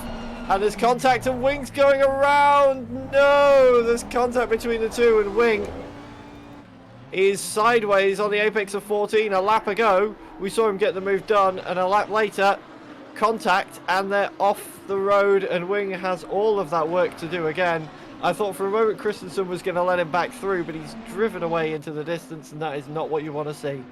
No, not what you want to see at all. They were closing in at a supreme rate of knots on Taylor Brady, who I think has murdered his tyres. I was about to say, never mind talking about the fuel, we barely saw anyone. In fact, I think it was only O'Hack who went over half distance in that first stint. Brady was one of the first drivers to come into the pits alongside Mark Colty, who is a lap down at the moment.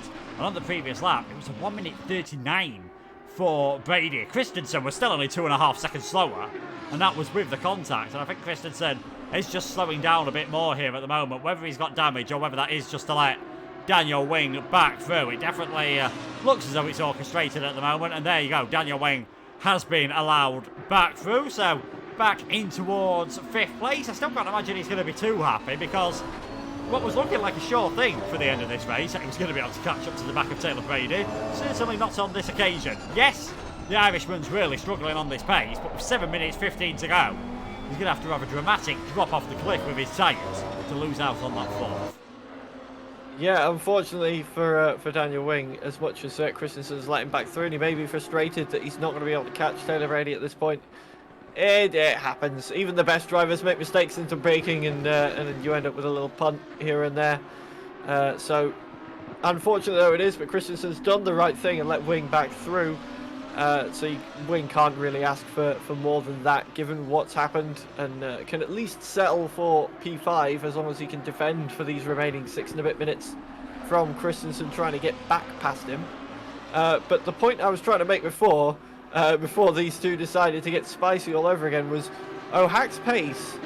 If he's going around a lot quicker than some of the guys are expecting, he may get an extra lap out of this race. And if he does that, I'm wondering if that's going to throw some fuel concerns up for a few of the drivers who are maybe not expecting to do, say, well, I imagine it's 32 laps at the moment. He's got maybe 3 or 4 left, so 36. maybe he gets a 37th lap out there. Maybe some of the drivers weren't expecting to do 37 laps. And that could pose some interesting problems with people potentially running out of fuel towards the end. It's happened in another series at least once, maybe even twice, I think, casting my mind back. So that'll be something interesting to keep our eyes peeled for towards the end of the race, with our Hack's unprecedented pace he's showed so far. Yes, I think at the moment he has got 4 laps remaining. Just going on to that setting now. So we should get towards the end of lap 37, I think, when things finish. And he's pretty much in the middle of that, being between 36 and 37 at the moment, or even possibly getting himself up to 38. So unless he makes a massive mistake on multiple laps, we're not going to be down to 36. Unless he somehow manages to find a shortcut around the circuit and knocks 10 seconds off his lap time, we're not going to get to 38. But I do agree with what you say.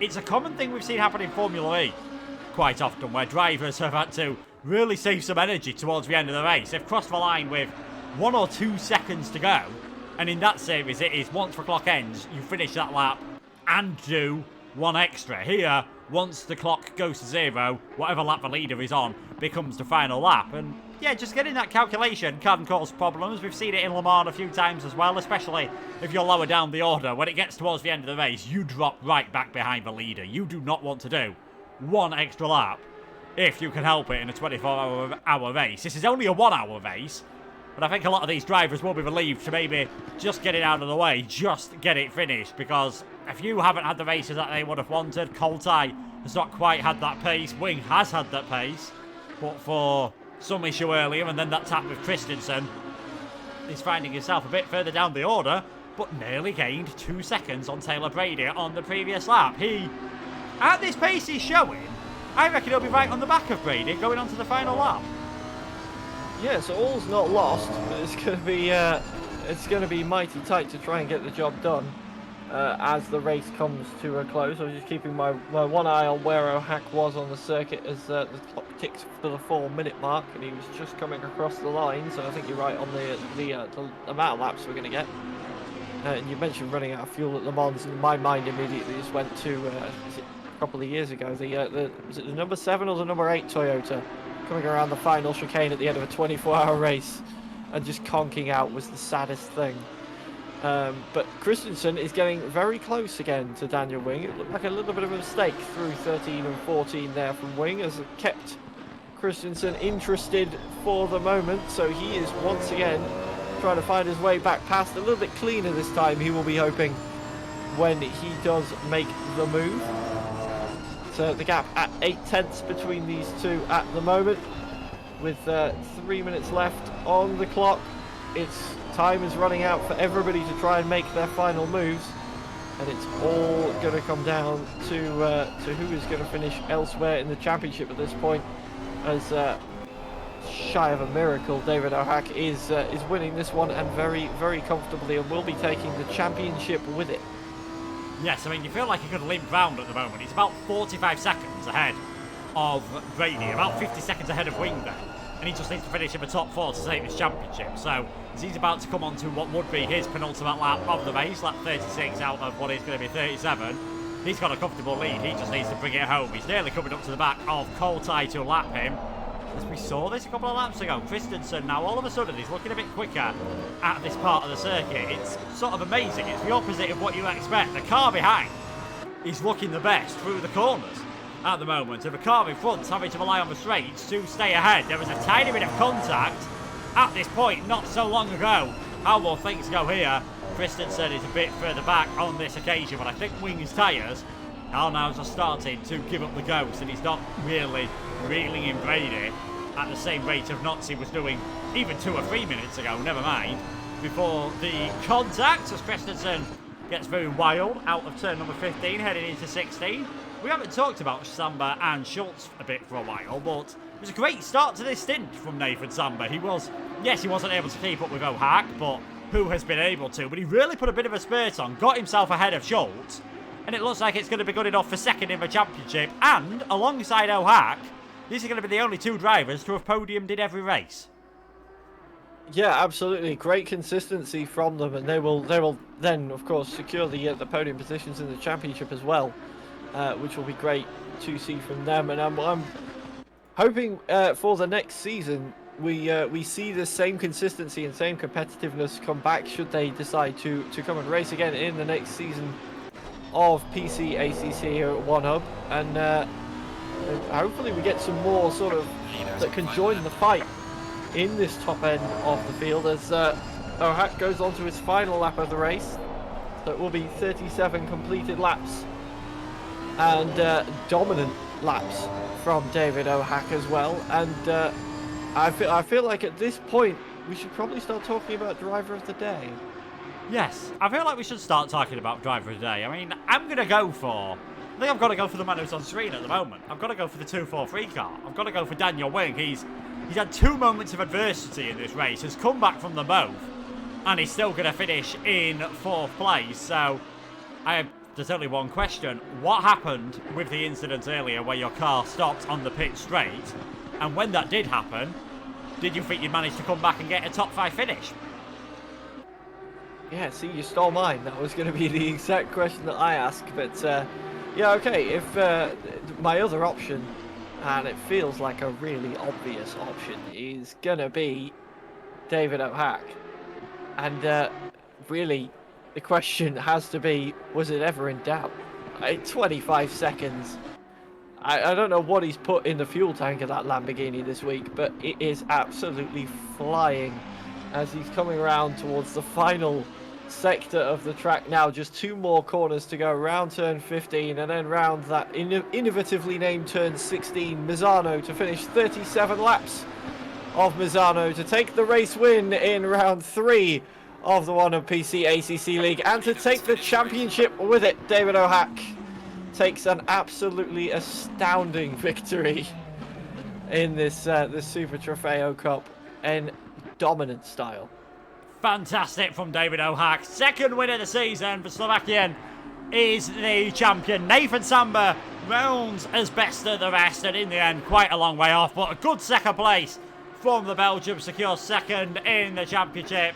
And it's going to be a 2nd podium in a row for Julian Schultz as well. He is going to come home in 3rd position. And I'll tell you what, if it wasn't for that contact earlier, it is looking certain that Wing and Christensen would have both caught up to the back of Brady. You can just see how close they are there. Wing has started to just drop back on his pace a bit, and in fact it's also dropped Christensen as well. But Brady comes home in 4th. Wing, it will be in 5th. Christensen in 6th. But it is David Ohak who takes what was an absolutely... I mean, it was an absolutely dominant victory there. As we just try and get the... we just very quickly get the standings up from that race. 25 seconds.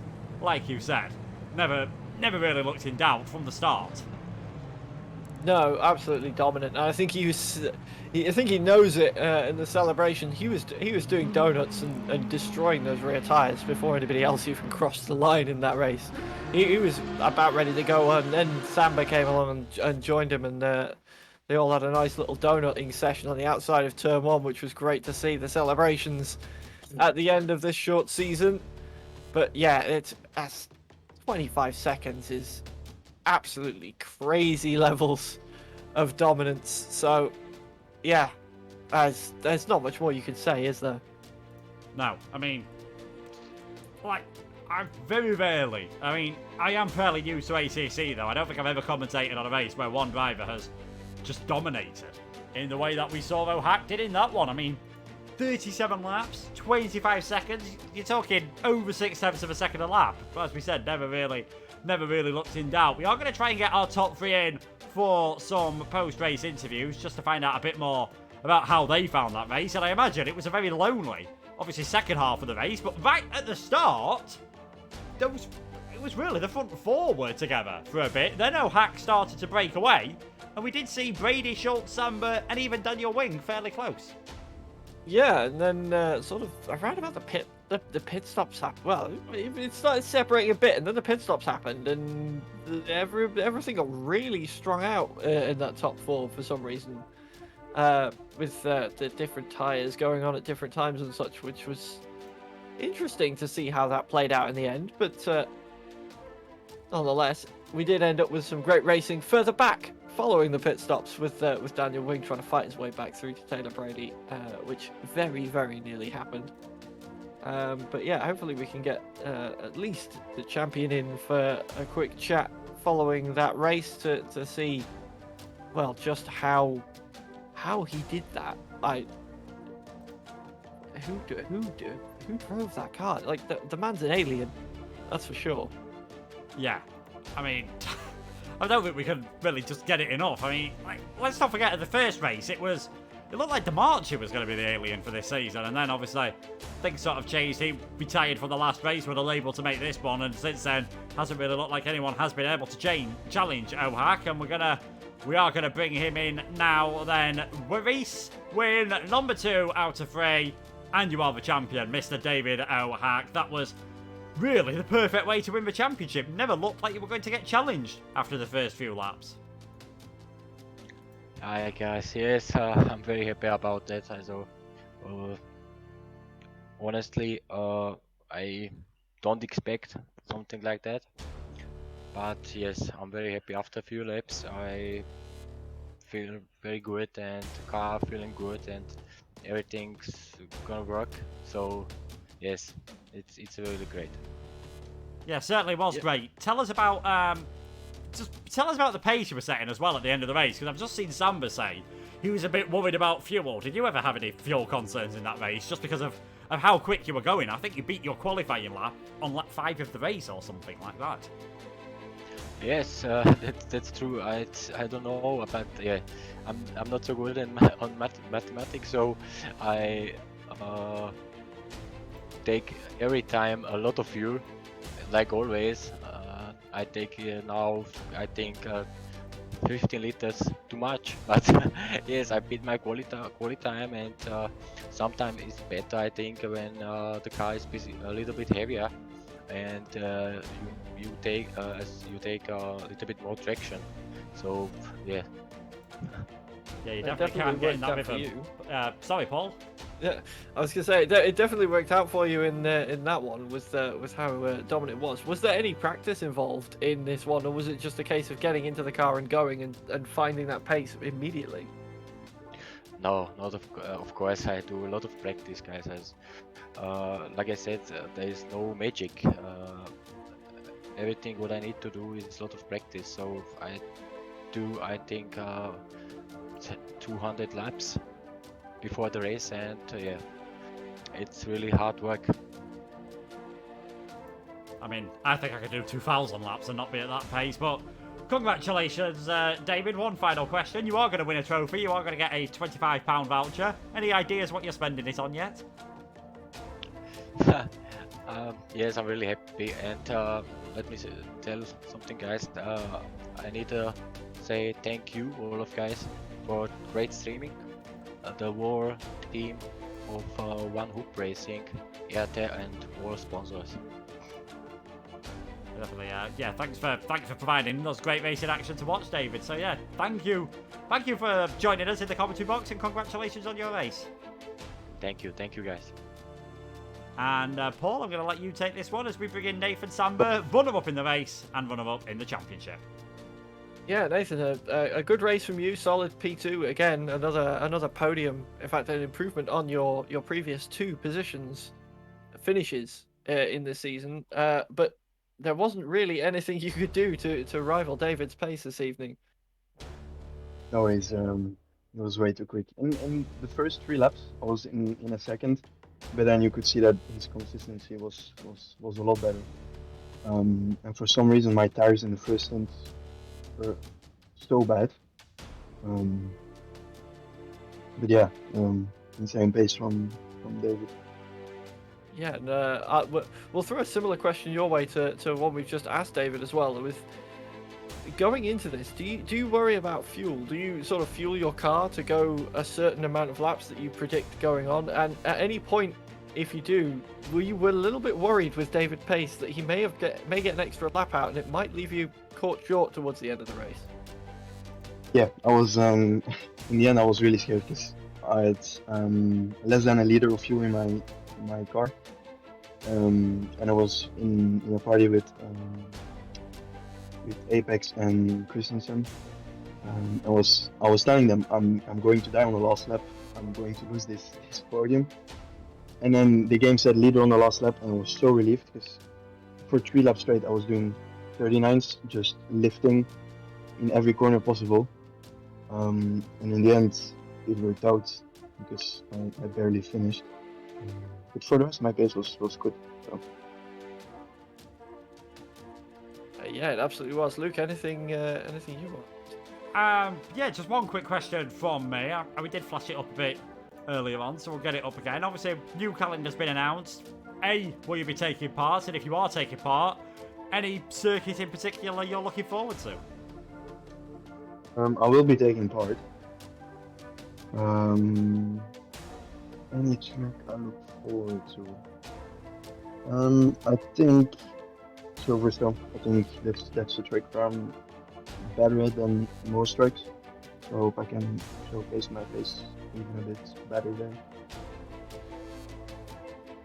Yeah, well, we'll have to wait and see. Obviously, it will be a bit different with the different cars to this season and very different circuits. But congratulations, Samba, on second place today and second place in the championship. We'll let you head off. Thank you. And next in, we are going to bring in, again, third in the race, third in the championship as well. It was Julian Schultz. Congratulations on third place today. You had plenty of battles at the start of the race, but things went a bit quieter on towards the end. Tell us about your race. Thanks very much.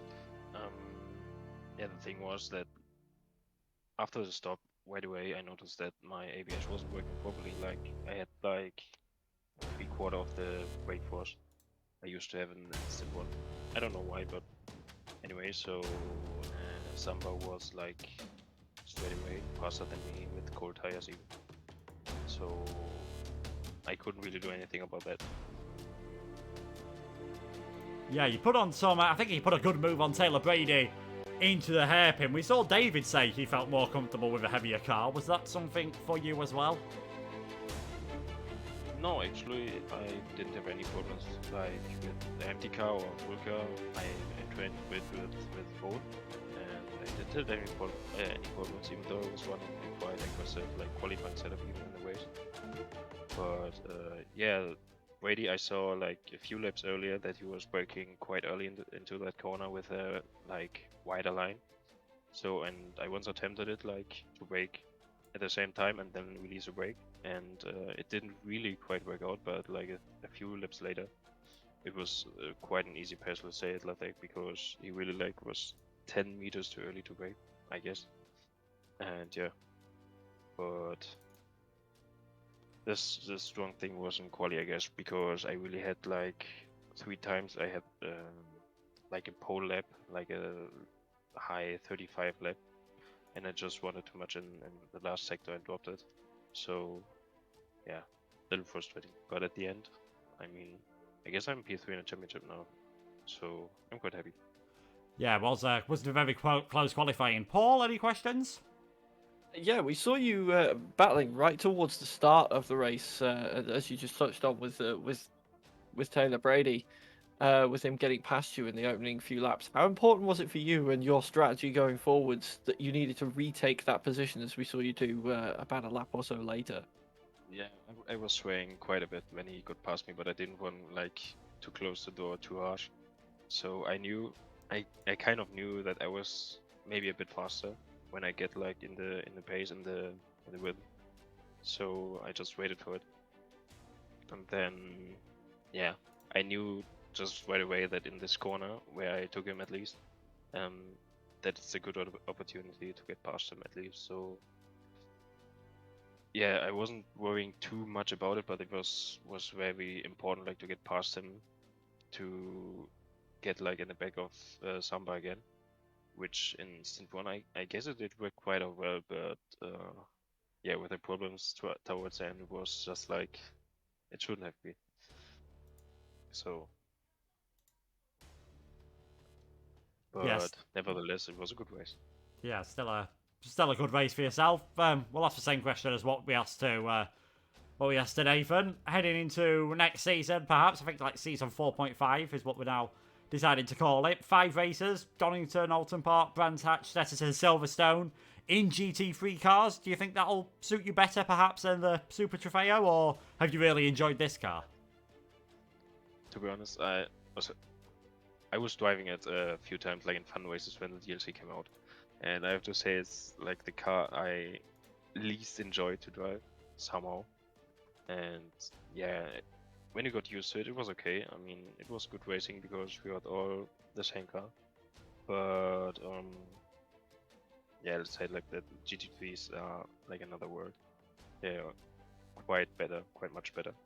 So yeah, I would happy if you could just cancel like Snetterton and Wenset when they come down. Yeah, will sure be a nicer competition, I guess, because I guess the guys are more confident with the proper GT3 car. I think so. Yeah, I think it's definitely a car you'll be able to push a bit more. Congratulations, thanks for joining us, Julian, and congratulations on your podium today and 3rd place in the championship. Yeah, so that's pretty much it then for the stream. It's been each of those races have had some intriguing parts in it. Ohak towards the top in all of them, and a well-deserved champion. If there were any doubts to his speed, which I think obviously last week, it was a brilliant performance from him at Imola. Today, just untouchable. Yeah, absolutely. Nobody could rival this absolute alien pace coming out from Ohak this evening, and a dominant way to take the first PC One Hub ACC title in this Lamborghini Super Trofeo Cup. But of course, the season 4.5, or as you called it, is just around the corner, and more chance to show off more pace, and hopefully some more drivers will be joining us for that one as well that are GT3 drivers rather than Lamborghini ST drivers.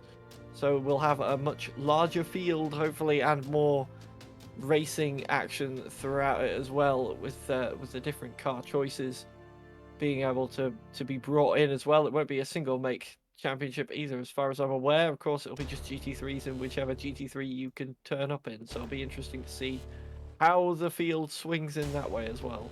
Yeah, it's definitely going to be a fantastic series. You can see the standings there. Make sure to check out SimGrid if you want to join that championship. That's done it, though, for ACC action here at One Hub for this Season 4. There is still, of course, the PlayStation side of things, which are racing at the moment as well. They had a bit of an issue, I think, unfortunately, last week, but they're going to be racing on the 19th of July at Imola, and we saw what action that can provide there. Carmentalist already starting to look like he's going to be running away with the championship. We've also got the F1 Street Cup that is coming at the weekend as well. A couple of races there around Saudi Arabia and Australia, and Season 21 of Formula 1 is now open as well. Sign up is open for that. Make sure to join that one. Qualifying night will be later on in the month. Thanks to all the drivers for providing some great action this evening and throughout the season. Thanks to Paul for joining me in the commentary box. Thanks again to our sponsors, Mental Health Foundation, Next Level Racing, ERT, Vespertine, SimGrid, and Pure, who sponsor and partner us here at One Hub. But for myself and Paul, thank you so much for watching, and goodbye.